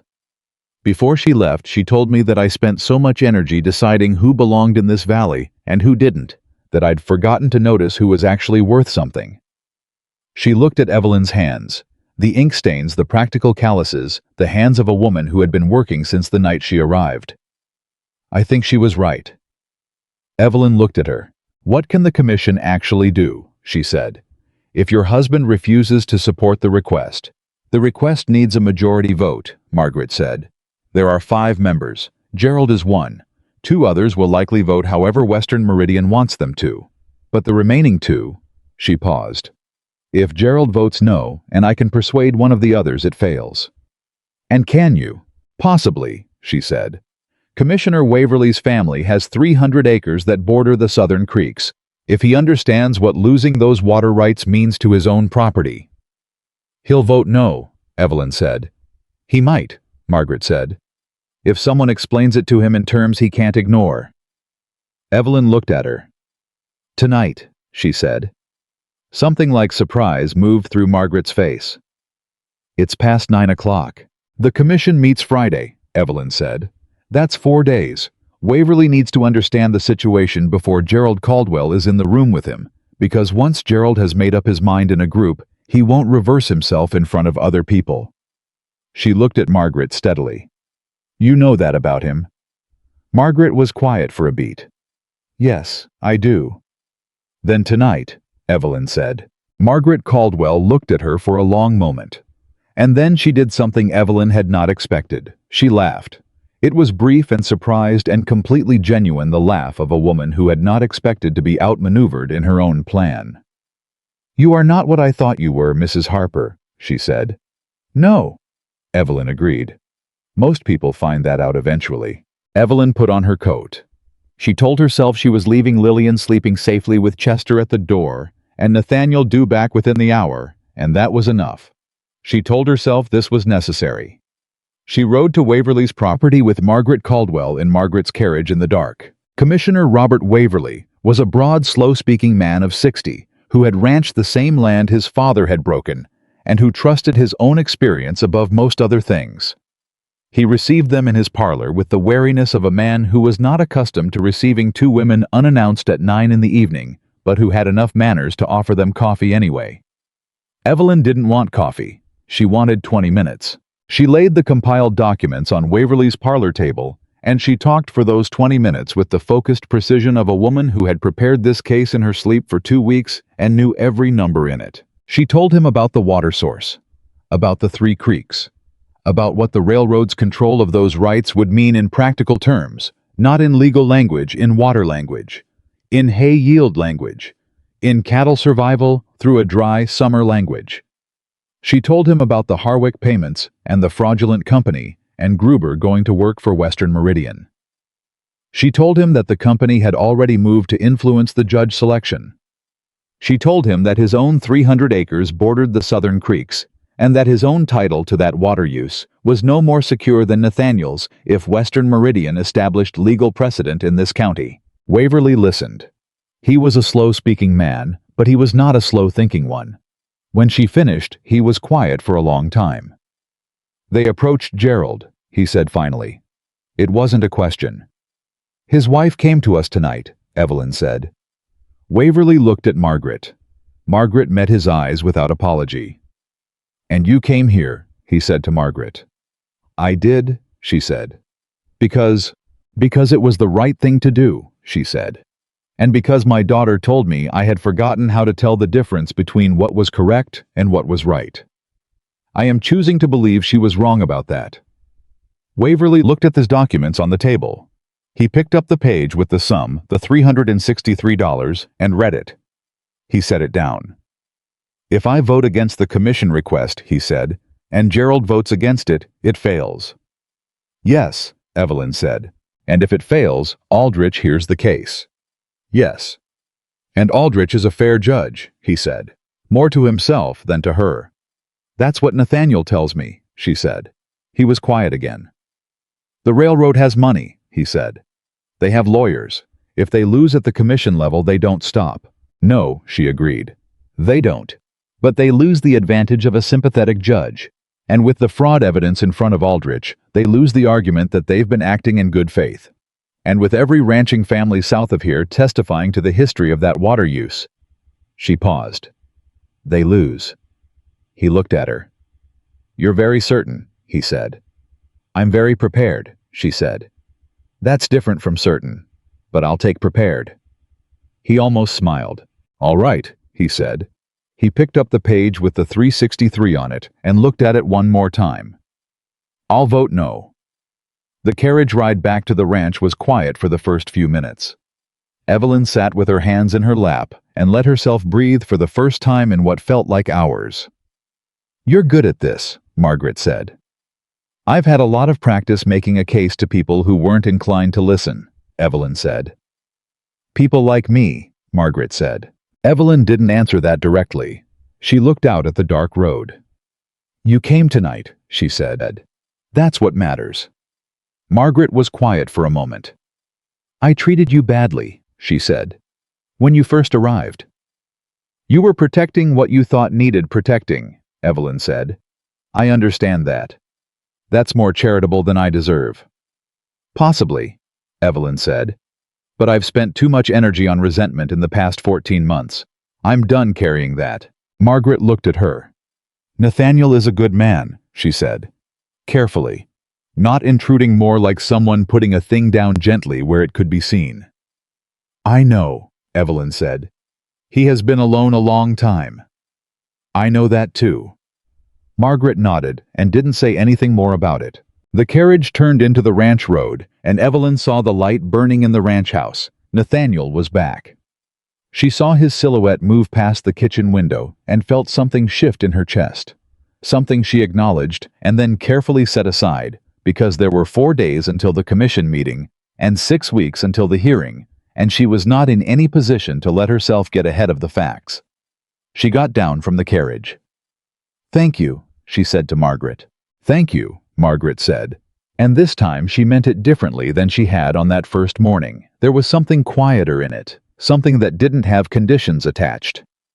She drove away. Evelyn went inside. Nathaniel was at the kitchen table with a mug of coffee and the look of a man who had had a longer day than he'd planned for. He looked up when she came in. Where were you? He said. Not with alarm, with the even curiosity of a man who had noticed something was different and wanted to understand it. She sat down across from him. I had a meeting, she said. She told him all of it. Margaret coming to the door. Waverly, the commission vote. She laid it out in sequence the way she laid out everything, and when she finished, he sat across the table and looked at her with an expression she couldn't categorize. Margaret Caldwell came here, he said slowly. And you went to Waverly's property at 9 at night. Yes, she said. And he agreed. He agreed. He was quiet.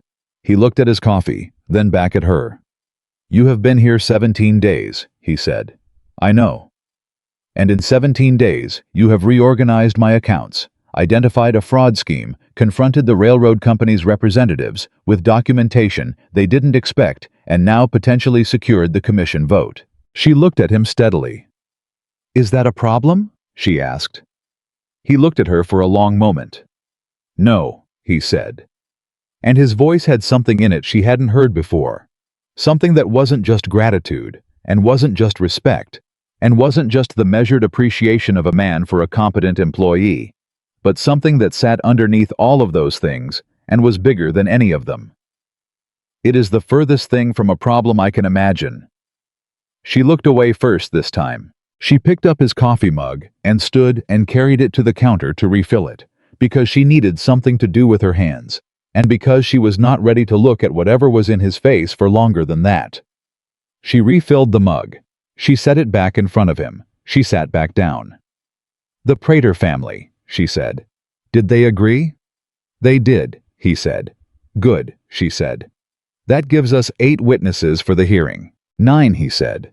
Deke Sutton called it 8 and said he was bringing his brother. 9 then, she said. They sat in the kitchen with the lamp between them and the night outside and the documents spread across the office desk next door. And Evelyn thought about 6 weeks and what 6 weeks could hold, and she did not let herself think past that. She was good at not thinking past the immediate task. It was one of the things she had learned to do in 14 months of surviving one day at a time. You kept your eyes on what was in front of you. You did the next right thing. You did not look at the horizon because the horizon was too far, and you might fall down before you reached it. But something was different now. She had a desk with organized papers on it, a cabin with a curtained window, a child sleeping soundly with a large brown dog at the door, a man across the table who had seen her when she was sitting in the snow and had not looked away. She was not looking at the horizon, but she was looking a little further than tomorrow. She noticed that. She filed it carefully in the same place she had filed the fact that he had used her given name, that quiet interior shelf where she kept the things she wasn't ready to do anything about yet, but couldn't bring herself to put entirely away. You should sleep, Nathaniel said. Tomorrow's going to be a long day. They all are, she said. Some more than others, he said. She stood. She pulled on her coat. At the door she stopped. She had no reason to stop. She had nothing more to say about the commission, or the hearing, or the documents, or the 9 witnesses. Everything practical had been covered. But she stopped. She turned back. He was watching her. He was always watching her, she had realized, in the way that wasn't surveillance, but was attention, the kind of attention a person pays to something they don't want to miss. "Thank you," she said, "for letting me do this, for not telling me it wasn't my place."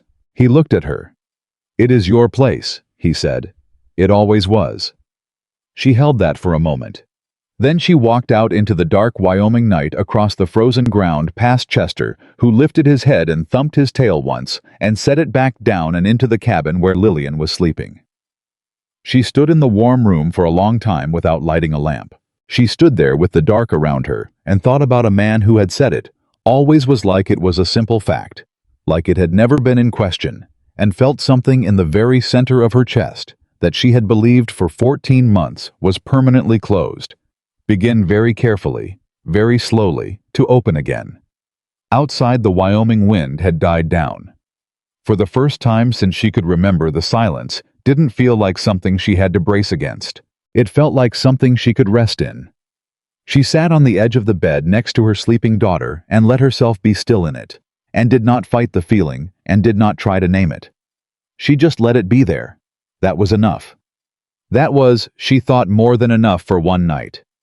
The commission voted 3-2 against the judge selection request on Friday morning. Nathaniel heard it from Deke Sutton, who had a nephew who swept floors at the county building and had been listening at the right door at the right time.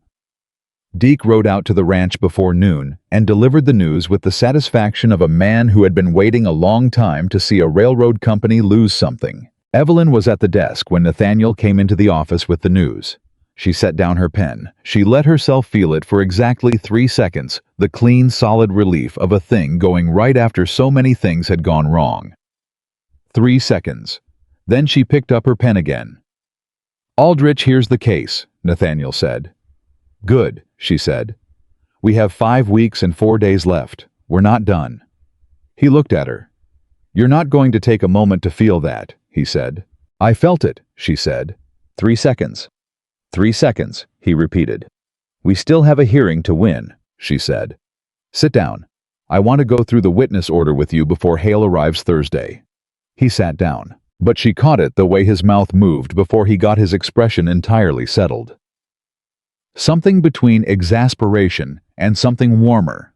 Something that didn't have a clean name, but that she was becoming increasingly familiar with, like a song she kept hearing in another room, and was starting to learn the melody of without meaning to. She put her eyes back on the papers. Hale arrived on the Thursday stage exactly as promised. A compact, sharp-eyed man in his late 60s with a silver watch chain and a leather bag that was heavier than it looked, and the particular unhurried manner of someone who had spent 40 years being the most prepared person in any room he walked into. He shook Nathaniel's hand at the door, looked at the ranch house, looked at the organized office, looked at Evelyn standing at the desk and said, "You must be Mrs. Harper." "I must be," she said. "Nathaniel tells me you compiled the fraud documentation." "I did." He set his bag down and opened it, and took out a pair of reading spectacles and put them on. "Show me." She showed him.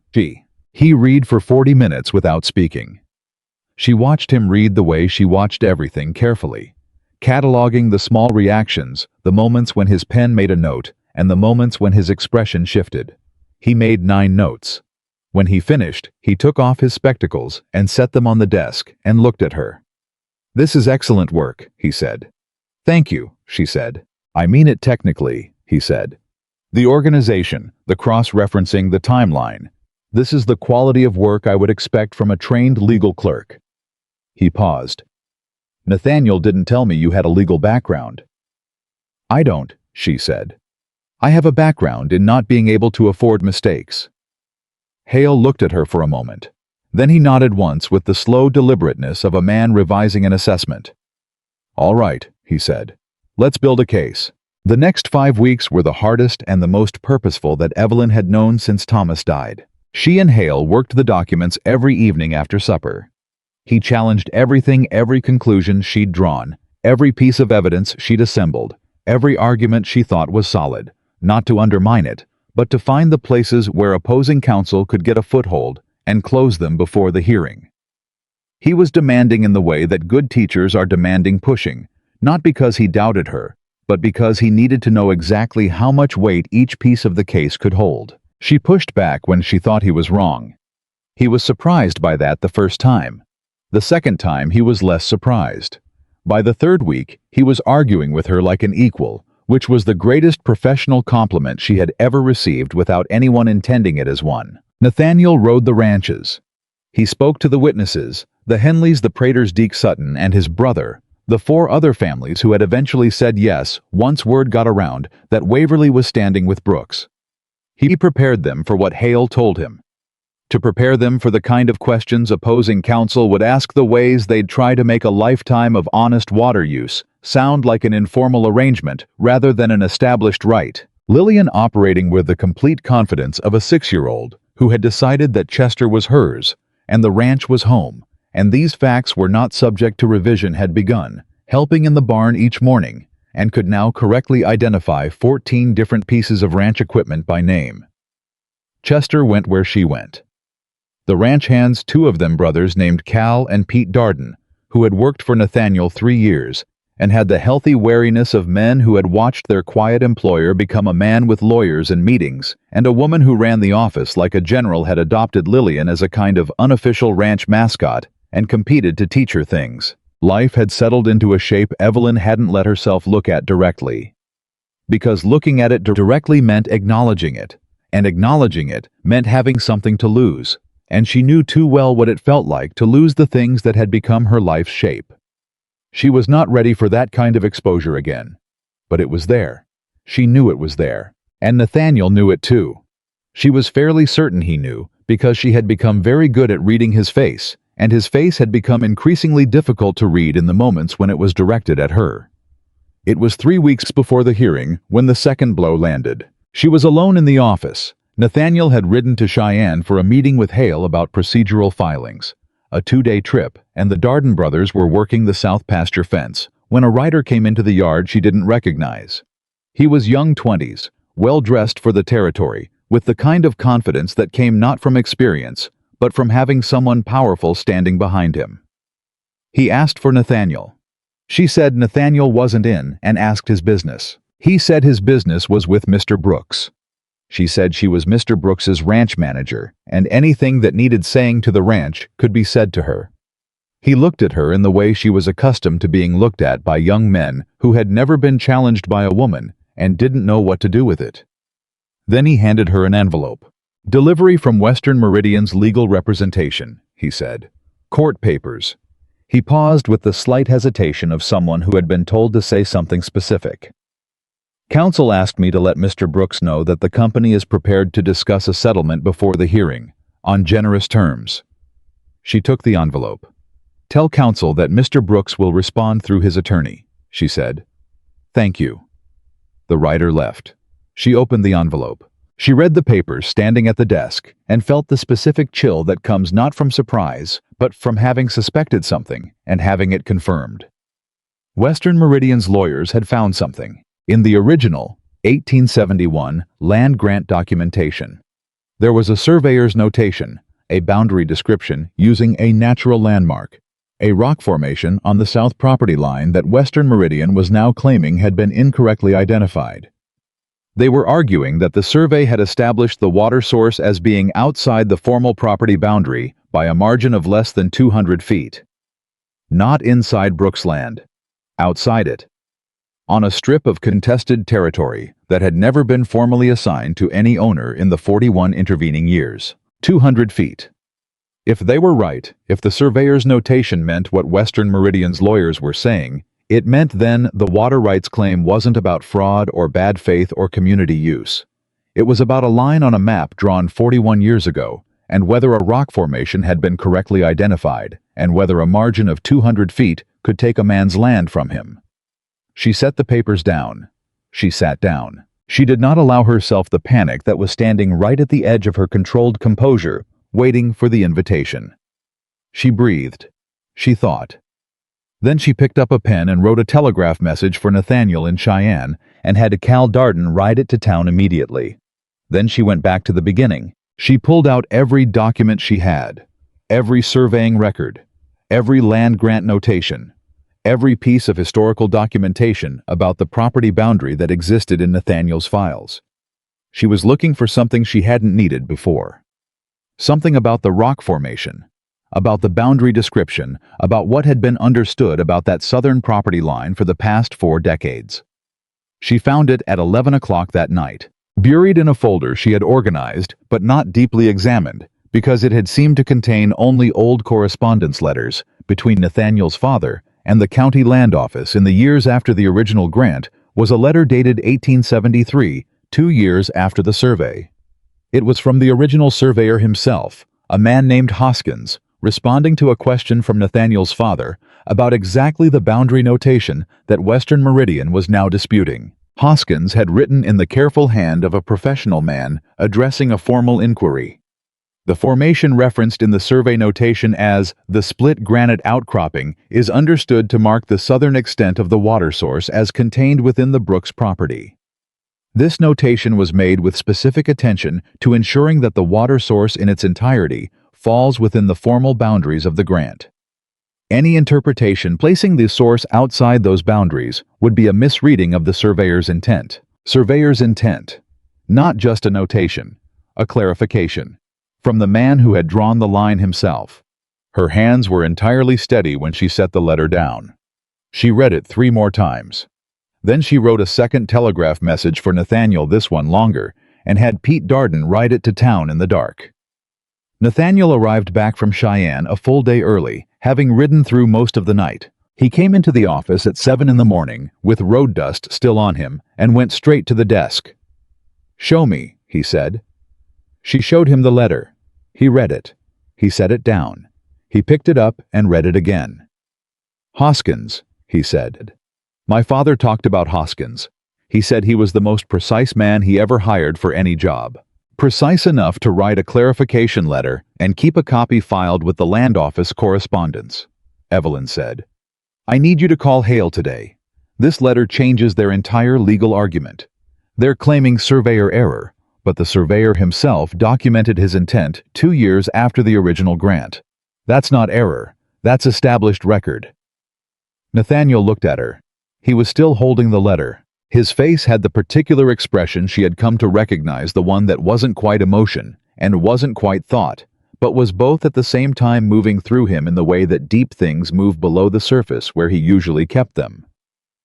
"How did you find this?" he said. "I organized every folder in this office," she said. "I read everything." "Everything." "Everything," she said. "Because I didn't know which piece would matter. So I treated them all like they might." He set the letter down very carefully, the way you set down something fragile. Then he looked at her directly, without the usual controlled reserve, without the careful distance he maintained, like a man who had learned that distance was how you kept from losing things, and said, "Evelyn." Just her name. The way Thomas used to say it, but different, not the same sound but the same quality underneath it. The quality of a name that meant something specific to the person saying it. She looked at him. Neither of them said anything for a moment. Then Chester barked once in the yard, and Lillian's voice followed immediately, announcing something about the chickens with the urgency of a full parliamentary crisis. And the moment broke, and Evelyn looked back at the letter and said, "You should telegraph Hale before 9 o'clock. He'll need the full day to revise the filing." "Yes," Nathaniel said. His voice was even. "I'll go now." He picked up his hat and walked out. She sat very still for 10 seconds. Then she picked up her pen and went back to work. The 2 weeks before the hearing had a different quality from everything that had come before. A compression, a gathering of forces on both sides, that everyone in Silver Creek Valley could feel, even if they couldn't name it. People talked about the hearing the way they talked about weather coming in. They couldn't stop it. They watched the sky. They made their preparations and waited. Western Meridian's lawyers arrived from the east 4 days before the hearing. 3 of them well-dressed and thorough, who set themselves up in the Silver Creek Hotel and were seen taking meals with the gray-haired man, whose name Evelyn had by now learned was Caldwell Archer, no relation to the Caldwells of the Valley. He was Western Meridian's chief land acquisitions officer and had overseen 47 successful property acquisitions in the past 6 years. 47. Hale told her this with the deliberate calm of a man who believed in knowing the full weight of what you were up against. "And how many of those went to a full hearing?" she asked. 11, he said. "And how many did he lose?" Hale paused. 2. She thought about that. "Then will be the third," she said. Hale looked at her over his spectacles. "You sound very certain." "I sound like someone who has nothing left to lose," she said. "That's different." I was quiet a moment. "Actually," he said slowly, "I think you have quite a lot to lose now." She didn't answer that, but she knew he wasn't wrong. The night before the hearing, she couldn't sleep. She lay in the cabin and listened to Lillian breathe, and went through the case in her mind, the way she had gone through it every night for 6 weeks. The fraud documentation, the commission vote, the Hoskins letter, the 9 witnesses, the timeline, the cross-referencing. Every piece in its place. Every argument closed against the most likely counter-argument. It was solid. She knew it was solid. But solid was not the same as certain, and Hale had 2 losses in 11 hearings, and she did not know Judge Aldrich, and she was a woman who had learned the hard way that the gap between deserving something and receiving it was wide enough for a life to fall through. She got up. She went outside. Chester came with her as he always did, rising from his place by the door with the quiet loyalty of an animal who had decided she was worth following and had never revised that decision. She stood in the cold Wyoming dark and looked at the ranch. The house with its single lamp still burning in the office window where she knew Hale was doing his final preparation. The barn. The corrals. The south pasture beyond which 2 miles away was the water source that 9 families depended on, and that 3 lawyers in a hotel room were planning to take in the morning. She thought about the frozen road. She thought about Lillian's blue lips. She thought about a suitcase dropping to the ground like a door slamming shut. She thought about how much had changed in 6 weeks, how the shape of her life had shifted into something she hadn't dared to plan for, and still didn't know how to name. "Can't sleep either." Nathaniel's voice. Quiet from the porch of the ranch house. She looked over. Howe was standing there in his coat with a mug in his hand, and he had apparently been there for a while, and he looked at her. The way he looked at her now, openly, without the careful reserve, as though at some point in the past few weeks he had made a decision she hadn't been notified of. "No," she said. He came down from this porch and walked to where she was standing. He stopped a few feet away. Chester moved from her side to his and then settled between them, which was, she thought, a very Chester sort of position to take. "Nervous," Nathaniel said. "I'm never nervous," she said. "I'm prepared or I'm not." "And are you?" "Yes," she said. And then honestly, "And I'm nervous." He was quiet for a moment. "Hale thinks we're going to win," he said. "Hale told me he's lost 2 out of 11, she said. "He also told me he's never walked into a hearing with documentation like this," Nathaniel said. "He said that in 40 years of practice, he has never seen a non-lawyer organize a fraud case with this level of precision." He paused. "He said you should have been a lawyer."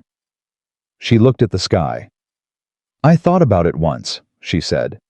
"When I was young. Before—" She stopped. "Before Thomas," he said. "Before life," she said simply. I was quiet. "It's not too late," he said. She looked at him. "I'm 26 years old with a 6-year-old daughter and no money and a hearing in 8 hours, she said. "I know," he said. "I didn't say it was easy. I said it wasn't too late." She looked at him for a long moment. "Why do you do that?" she said. "Do what? Say the thing that—" She stopped. She tried again. "Most people, when they look at my situation, they see what's in front of them. What's difficult, what's impossible. They see the limitations." She paused. "You look at the same situation, and you see something else." He was quiet for a moment. "I see you," he said. "Not the situation." She held very still. The Wyoming dark was absolute around them, the kind of dark that has no softness in it, and the cold was the clean, sharp cold of late winter, starting to think about giving way, and Chester sat between them with his chin up and his old eyes half closed. "Nathaniel," she said, Yes.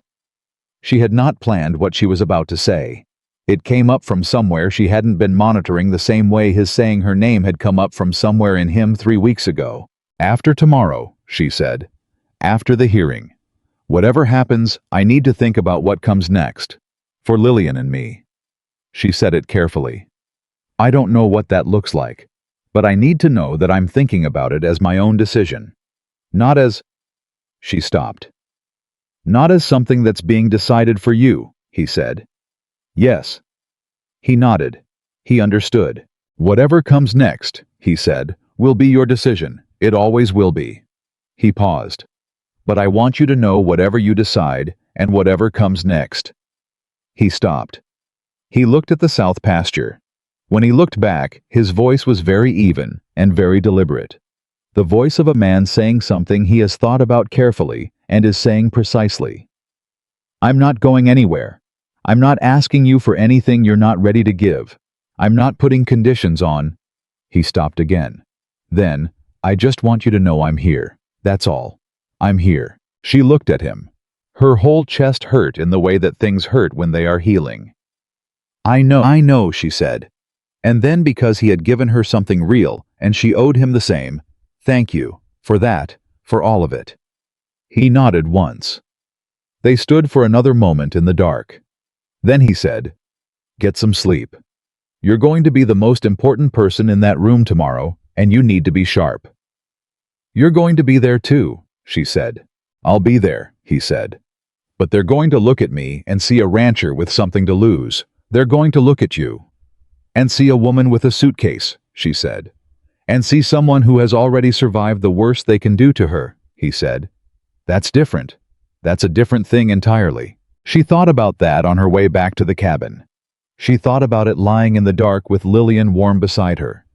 She thought about what it meant to have already survived the worst. About whether it was true.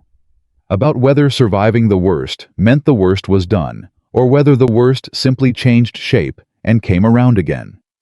She decided it didn't matter. She had survived everything that had come before. She would survive tomorrow. She slept. The county courthouse was a low wooden building at the center of Silver Creek's Main Street, and by 8:30 in the morning, it had more people in it than it had held for any occasion. Evelyn could confirm from local memory, because Deke Sutton told her afterward that he had never seen it that full in 20 years, and Deke Sutton had been at every notable public event in that valley since 1864. Every family south of the property line was there. The Henleys, the Praters Deke, and his brother, the 4 other ranching families. Margaret Caldwell was there, seated to the side upright with Gerald Caldwell beside her, wearing the expression of a man who had reconciled himself to his wife's position and was determined to look like he'd arrived at it independently. Commissioner Waverly was there. Cal and Pete Darden were there, hats in hand, standing at the back. Western Meridian had their 3 lawyers at a long table to the right. Archer sat behind them, watching everything with the steady calm of a man who had done this 47 times. Hale sat at the table to the left. Nathaniel beside him. Evelyn sat beside Nathaniel. She had worn her best dress, the dark blue wool, the one that still had all its buttons, and whose hem she had repaired with small even stitches the week before. She had her hair pinned carefully. She had the documents in a leather portfolio that Hale had provided. She had her hands folded on the table in front of her. She was the most prepared person in the room. She knew she was. She let herself know it and sat up straighter. Judge Aldrich entered at 9 o'clock exactly. He was a tall man, gray-haired, with the deliberate patience of someone who had learned that rushing a proceeding was how you created errors, and errors were what lawyers lived on. He looked at both tables. He looked at the room. His eyes moved across Evelyn with the careful, neutral appraisal of a fair man, making no assumptions. We're here, he said, on the matter of Western Meridian Railroad versus Brooks regarding contested water rights on the south portion of the Brooks property in Silver Creek Valley. He looked at both tables. Counsel will be orderly, witnesses will be direct, and I will remind everyone present that this proceeding is a matter of established legal record, not of opinion or community sentiment, and I will conduct it accordingly. He paused. Counsel for Western Meridian, you filed first. You may open. Western Meridian's lead lawyer, a lean, precise man named Fellows, stood up. He was very good. Evelyn had expected him to be very good. He laid out the survey argument with the surgical clarity of someone who had prepared it for weeks. The boundary notation, the 200-foot margin, the 41 years of informal use that Western Meridian was characterizing as a tacit acknowledgement that the water source's formal ownership had never been settled. He was on his feet for 40 minutes. When he sat down, Hale stood up. And Edmund Hale, at 68 years old, was better. He opened with the fraud. He laid out the Harwick payments, the registration inquiry, Gruber's departure to Western Meridian's employ, the timeline of payments and visits. He put the documents into the record one by one, with the unhurried efficiency of a man stacking stones and wanting everyone to feel the weight of each one. He presented the Hoskins letter last, setting it on the judge's bench, personally pointing to the notation, reading the relevant sentence aloud in the clear voice of a man who knew when a thing needed no further commentary. The surveyor's intent. Fellows objected twice during Hale's opening. Aldrich sustained neither objection. Then the witnesses. The Henleys, first steady, plain-spoken, the kind of testimony that had no performance in it because the truth needed none. The Praters. Deke Sutton, who was brief and entirely unafraid of anyone in the room. The other families, one after another, speaking to a history of water use that predated Western Meridian's interest in the valley by decades. Fellows cross-examined each one. He was skilled.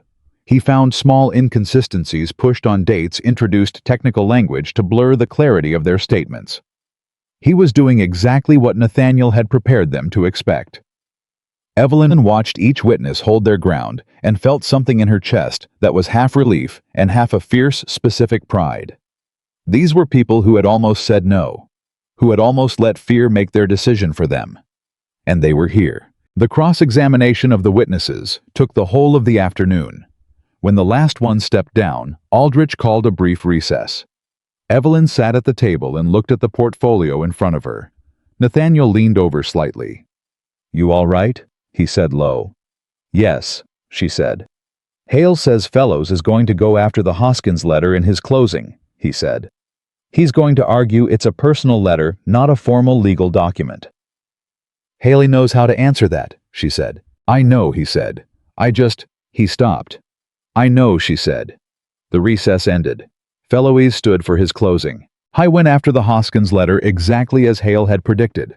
A private communication, not a legal filing, not a survey amendment, not a document with any formal standing in property law.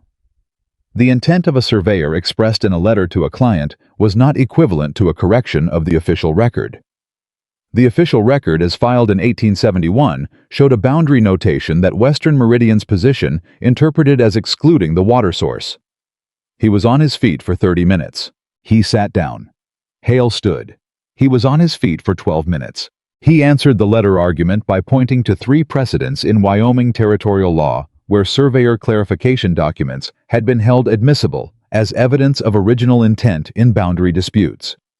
He pointed to the fraud documentation and reminded the court that the company seeking to acquire the water rights had paid an employee of the property to falsify financial records over a period of 2 years, and that the court might reasonably consider what kind of confidence a company has in the legitimacy of its own legal position when it feels the need to also undermine the financial stability of the property it intends to acquire. He said that last part quietly and without theatrical emphasis, and it landed in the room like a stone in still water, the ripples moving outward in the faces of everyone watching.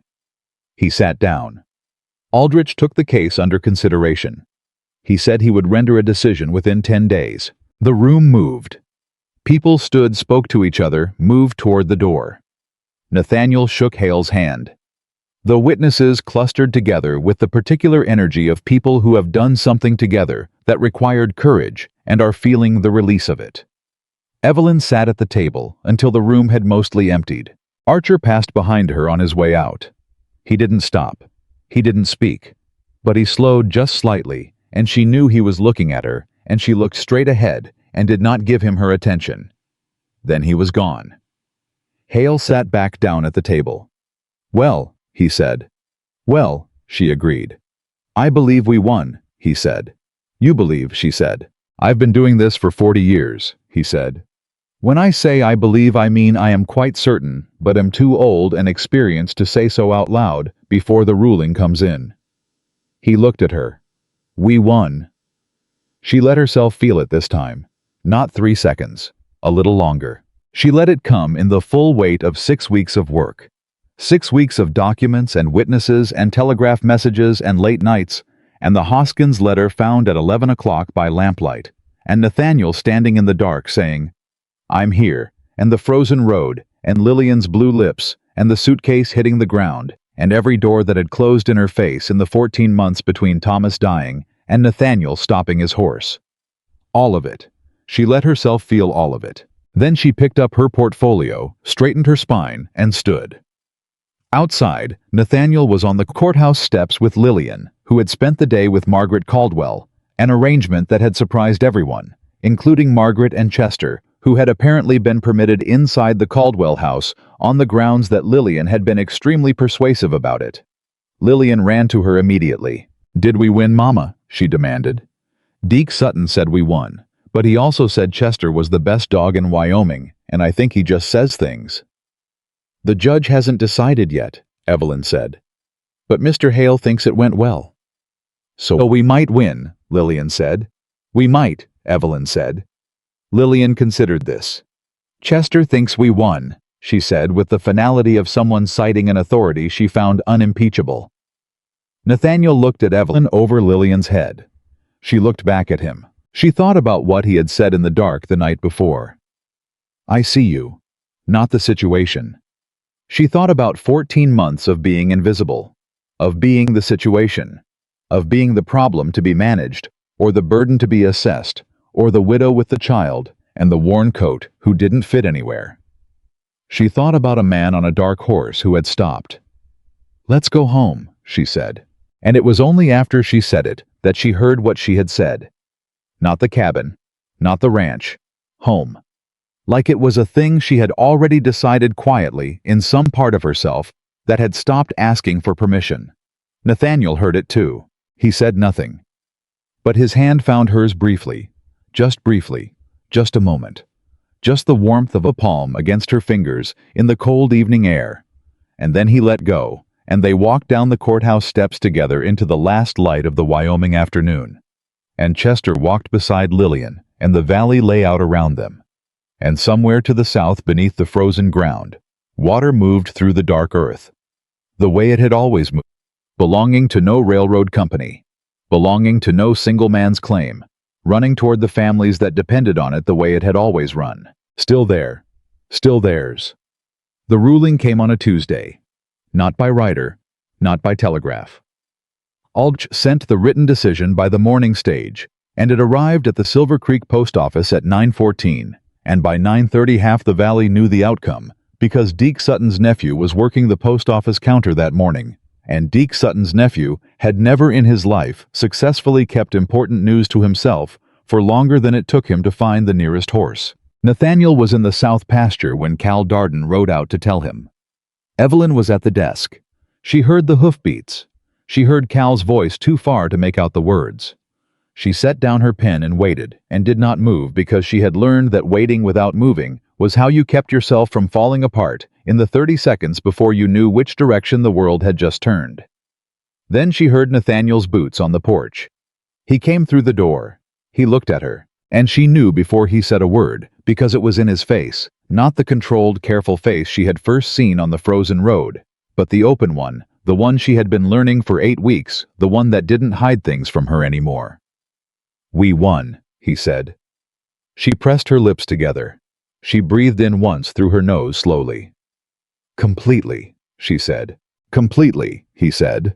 Aldrich ruled the Hoskins letter admissible as evidence of original survey intent. He ruled the water source falls entirely within the formal property boundary. He found the Western Meridian claim to be without legal merit. He paused. He also ordered the fraud documentation referred to the county sheriff's office for criminal investigation. She stood up. She didn't know she was going to do it until she was already on her feet and crossing the room, and Nathaniel had about 1 second of surprise before she walked into him, and he closed his arms around her, and she stood there with her face against his shoulder and let herself be held for the first time in longer than she could remember. She didn't cry. She was done crying from relief. She was done crying from the shock of something going right. She had cried enough of those tears in the past 8 weeks quietly in the dark when Lillian was asleep. She just stood there and breathed and let the solid reality of it, the ruling, the ranch, the water, 8 weeks of work, landing exactly where she had aimed it, settle through her like warmth settling into cold bones. He held on. I didn't say anything. He didn't need to. He was a man who understood that some moments didn't need words laid over them. And this was one of those moments, and she was grateful for it in a way she couldn't have articulated without cheapening it. After a while, she stepped back. She straightened her dress. "The sheriff's referral," she said. "That means Gruber." "That means Gruber," he said. His voice was even. "And possibly Archer depending on what the investigation turns up." "It'll turn up enough," she said. "I made sure of that." He looked at her. "You made sure of that?" "When I wrote the fraud summary for Hale," she said, "I included a section specifically documenting the chain of decision-making. The payments went through Gruber, but someone authorized the Harwick account. Someone at Western Meridian knew what Harwick and Sons was. That paper trail leads somewhere above Gruber." Nathaniel was quiet for a moment. "You built a criminal case inside a civil case," he said. "I built a complete record," she said. "The sheriff's office can decide what to do with it." He shook his head slowly. Not in disbelief. In the particular way a person shakes their head when they have been surprised by someone repeatedly over the course of 2 months and are still not entirely accustomed to it. "Edmund Hale telegraphed this morning before the ruling came," he said.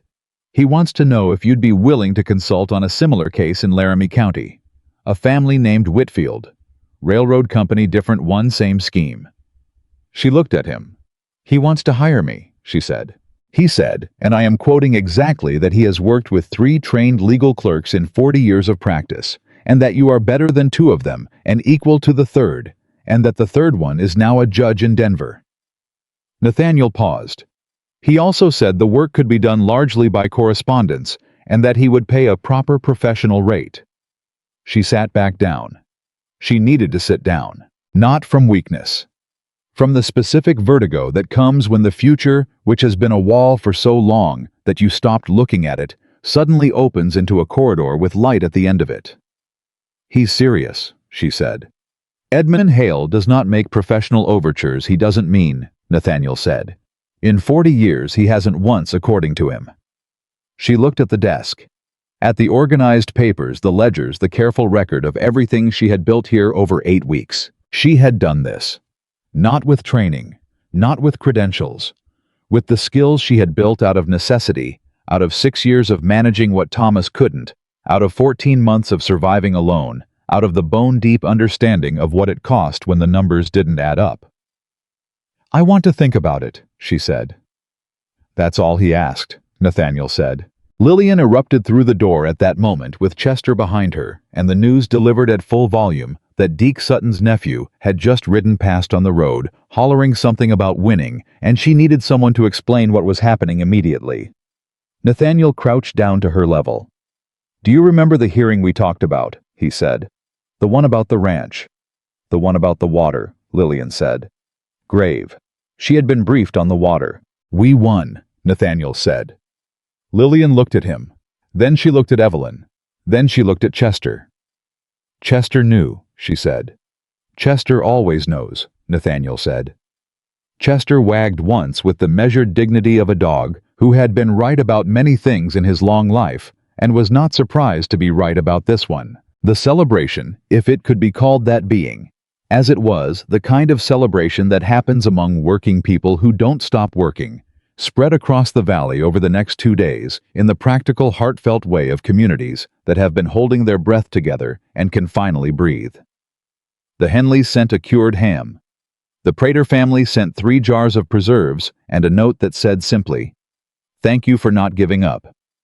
Old Deke Sutton came in person with his brother and a bottle of something he described only as reliable, and sat at the kitchen table for 2 hours, telling stories about Nathaniel's father, that made Nathaniel laugh in the way he rarely laughed fully, without reservation. Margaret Caldwell came the morning after the ruling. She came to the front door of the ranch house, this time not the cabin. She was carrying a covered dish and wearing a coat that was still fine, but somehow less armored than usual, as though she had decided before she left the house that she was not arriving as a social force today, but as a neighbor. Evelyn opened the door. "I made a chicken pie," Margaret said, "which I have not done myself in quite some years, so I cannot promise it is excellent, but it is sincere."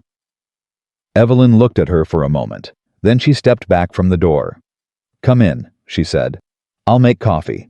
They sat at the kitchen table, the same table where Evelyn had first made porridge on her second morning, where Nathaniel had said sit down, and she had said sit down right back where Hale had spread his papers and argued her points until they were ironclad, and Margaret sat across from her and wrapped both hands around her mug and said, "I owe you an apology." "You came to us," Evelyn said, "when it mattered. That counted for more than an apology." "Both," Margaret said. "I owe you both." She looked at her mug. "I have spent 20 years in this valley deciding who belonged here and who didn't. And I had very clear criteria, and I was very confident in them, and I was wrong." She looked up. "Not wrong about everything, but wrong about what made a person worth something. I was measuring the wrong things." Evelyn was quiet for a moment. "You measured what you could see," she said. "A worn dress, a child, no letters of introduction. Most people measure what they can see." "You didn't," Margaret said. "You looked at a set of books no one else had bothered to open, and you saw what was actually there." "That's different," Evelyn said. "Books don't have social standing to confuse the issue." Margaret almost smiled. "No, I suppose they don't." She paused. "My daughter is coming to visit next month, from Denver. I'd like her to meet you." Evelyn looked at her. "The one who told you to pay attention to what actually matters," she said. "The very same," Margaret said. "I think you two would understand each other very well." It was 2 weeks after the ruling when the letter from the sheriff's office arrived. Evelyn was alone in the office when it came. She read it standing at the desk with the particular steadiness she brought to difficult documents, the steadiness that came from having decided long ago that facts were facts, and the only useful response to them was clarity. Sid Gruber had been arrested at the Western Meridian Rail Camp outside Laramie. Archer had resigned from his position at the company. The investigation had found evidence of similar fraud schemes conducted against 4 other ranching families in 2 other counties over the past 3 years. The Brooks case documentation. Her documentation had been shared with the investigating offices in both counties as foundational evidence for the broader case. She set the letter down. She thought about the 4 other families. People she had never met whose names she didn't know who had been losing money from their accounts. The same slow way Nathaniel had been losing it not enough at once to notice just enough to make everything harder. The margins smaller. The position weaker. The pressure from a railroad company with lawyers incrementally more effective. She thought about what might have happened to those families if Nathaniel's books had stayed disorganized. If she had never sat down at that desk. If she had kept walking on that frozen road and found some other arrangement, and never opened a folder that had been filed inside another folder by a careless hired hand. She picked up the letter again and folded it carefully.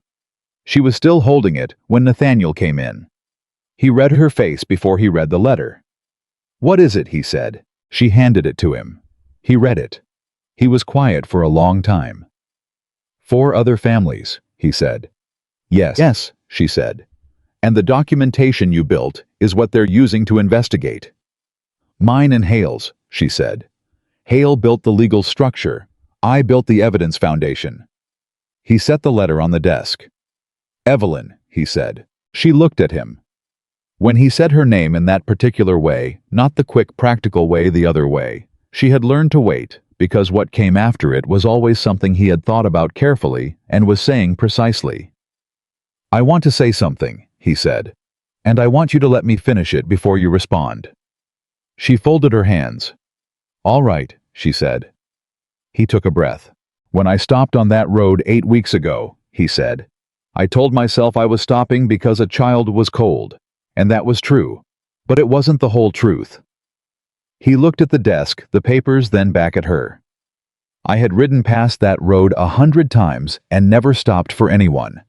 Not because I was unkind, because I had taught myself that the world I had made here was enough, and that letting anything else in was how you lost things. He paused. I don't know what made me stop that night. I've thought about it.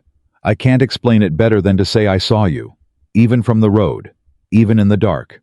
I saw you. She didn't move. In the 8 weeks since then, he said, you have reorganized my life, saved my ranch, protected 9 families' water rights, exposed a criminal scheme, and apparently launched a second career as a legal consultant. He stopped. Something shifted in his face. The last layer of the careful reserve, the one she had thought was permanent, the one she had stopped expecting to see move. And somewhere in all of that you have become... He stopped again. You have become the reason I walk through that door in the morning. You have become the person I want to tell things to. You have become... He stopped a third time, and she understood that he was a man who had spent 9 years keeping the most important things inside, and was finding that the language for them had gotten rusty from disuse. She stood up. She crossed the room. She stood in front of him and looked at him directly. Nathaniel, she said. Yes. I know, she said. I know what you're trying to say. I know because I have been trying not to say the same thing for 6 weeks. She held his eyes. Because I was afraid. Not of you. Of what it meant to need someone again.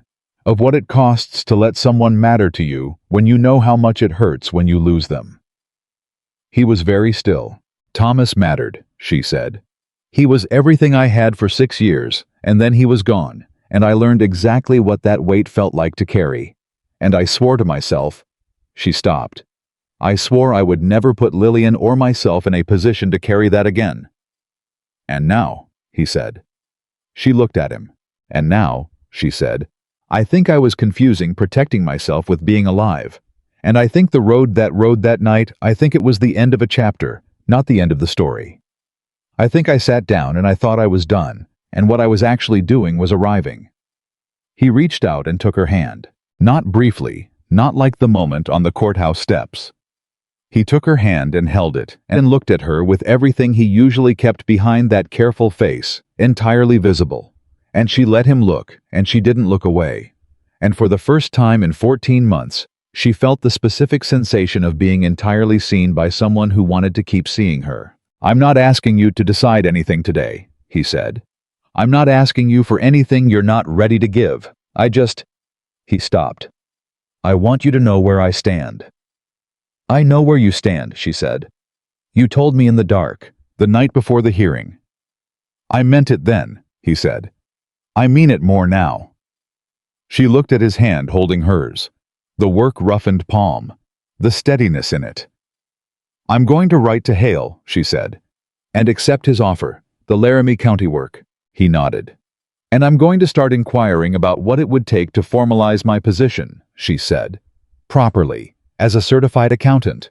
There are correspondence programs. Hale told me about one. She looked up. It would take time, and money I don't have yet. But... The money isn't a problem, Nathaniel said. It's not a loan I'm comfortable accepting, she said immediately. It's not a loan, he said. It's an investment. In the person who just saved my ranch and protected the water rights of 9 families and has been keeping my books with more precision than anyone in the history of this property. He paused. And who I intend to spend a great deal more time with if she'll allow it. She looked at him for a long moment. You have to ask Lillian, she said. He blinked. I'm sorry, he said. Lillian, she said. Before anything is decided, before any of this moves forward in any direction, you have to ask Lillian. She was entirely serious.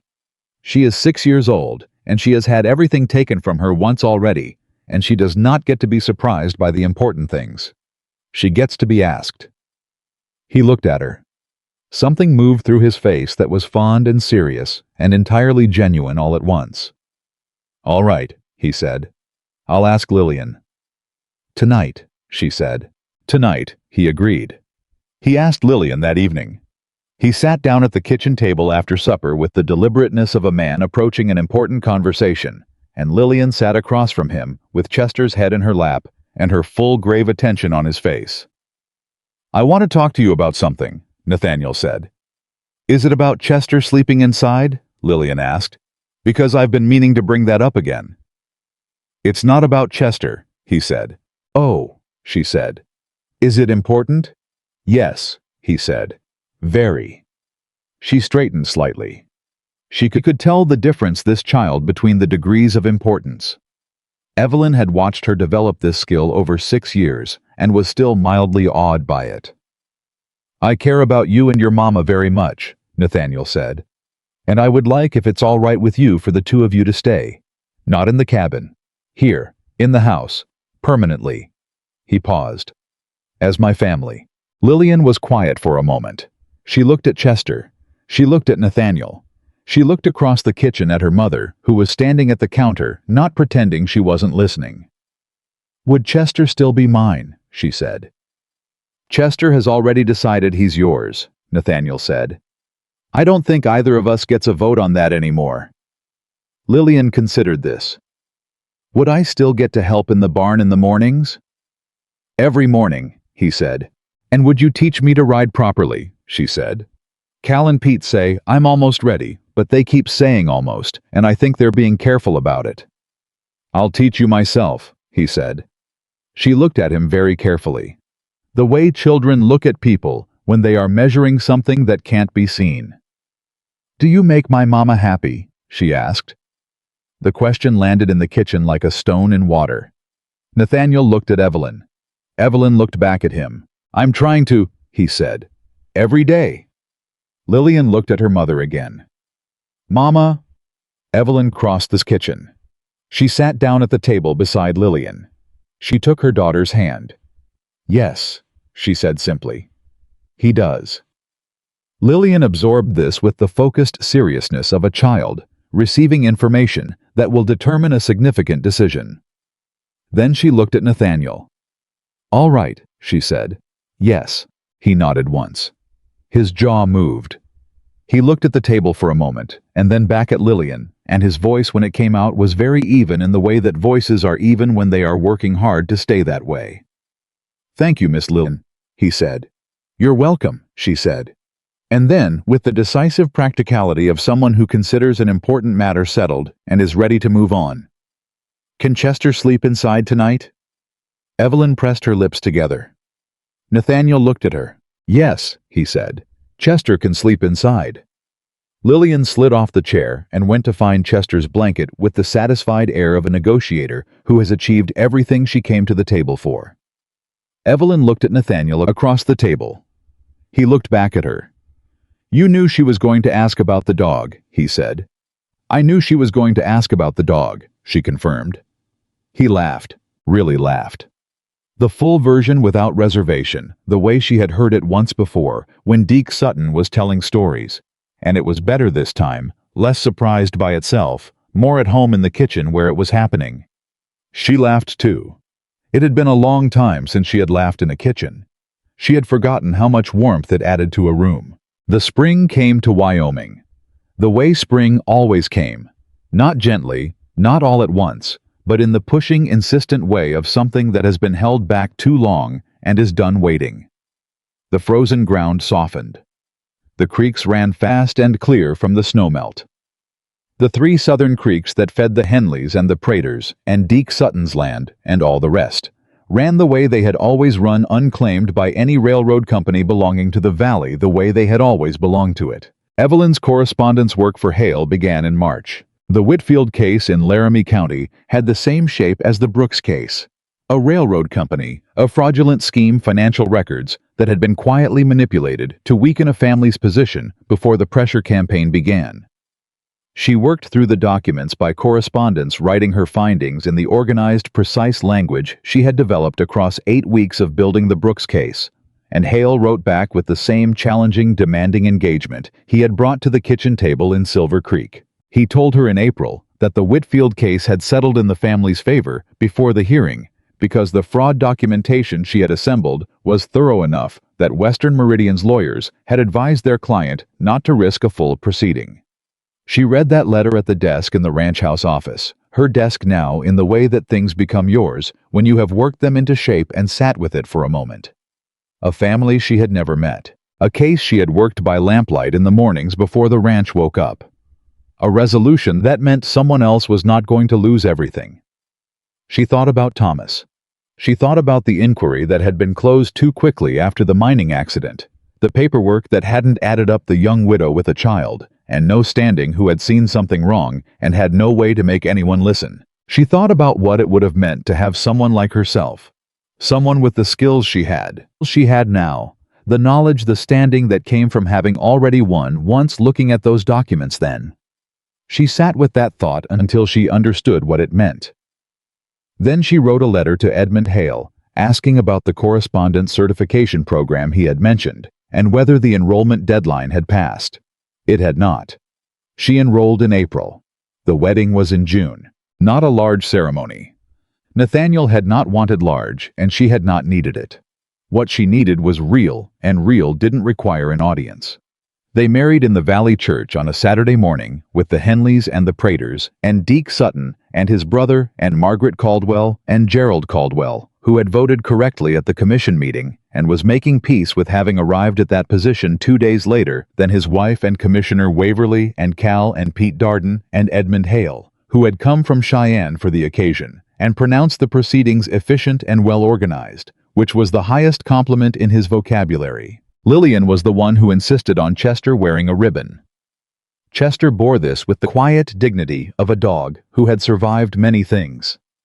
Standing at the front of the church, Evelyn held Nathaniel's hands and looked at his face and thought about a frozen road and a suitcase hitting the ground and the sound of hoofbeats that she hadn't looked up for because she had stopped expecting anyone to stop. She thought about the curtain on the cabin window.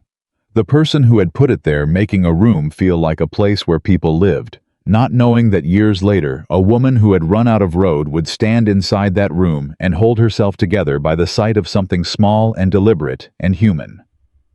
She thought about Thomas. She thought about him without grief for the first time, not without love.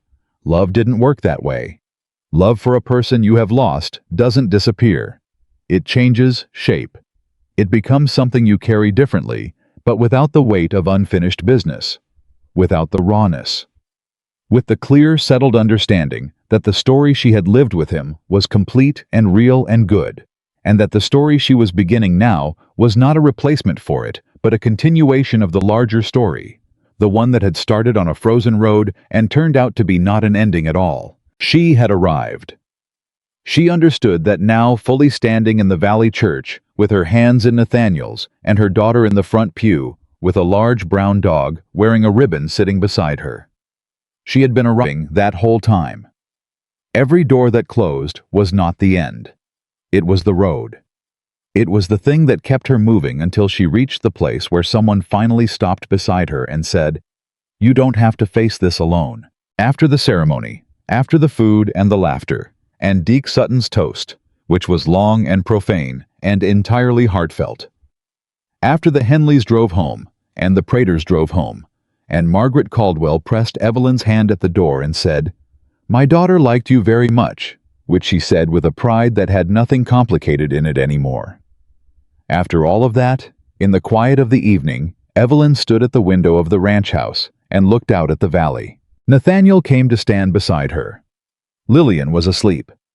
Chester was at the foot of the bed, having negotiated this position over the course of 3 months with the patient strategic persistence of a diplomat who knew he would eventually prevail. "What are you thinking?" Nathaniel said. "I'm thinking about the road," she said.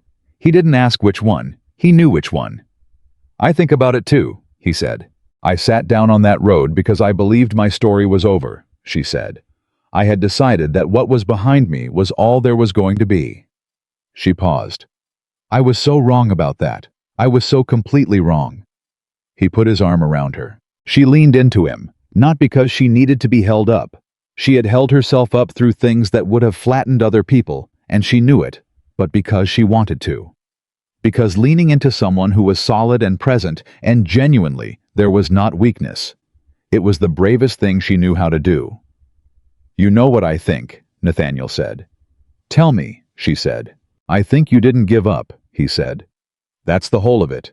Everything that came after the books, the hearing. Hail, all of it. It all started because you did not give up. You sat down on that road and you were done, and you still didn't give up. She thought about that. I put the suitcase down, she said. And you picked Lillian up, he said. You put down the thing that was breaking your arms, and you held on to the thing that mattered. That's not giving up. That's knowing the difference. She was quiet for a moment. The valley was dark and still, and somewhere to the south, the three creeks ran in the dark, moving the way they had always moved, belonging to the people who depended on them. I want to do this for other people, she said. What I did for the Whitfields, what I did here. I want to build something formal, legitimate, a proper practice. Families who can't afford lawyers. Ranching families losing land to railroad schemes, mine families losing wages to company fraud. People who can see that the numbers don't add up, but have no standing to prove it. She turned and looked at him. That's what I want. That's what I'm working toward. He looked at her, the way he had looked at her from the beginning, like she was not the situation, but the person, the full specific person, visible and real. Then that's what we'll build, he said. Not I'll support you. Not I'll help you if you need it. We. She held that word. We. She had not had a we in 14 months. She had had a terrible solitary I, doing everything alone, standing alone, deciding alone, surviving alone. And before that she had had the we of a marriage she had loved and lost and grieved, until the grief became something she carried in her bones. This we was new. It was not a replacement.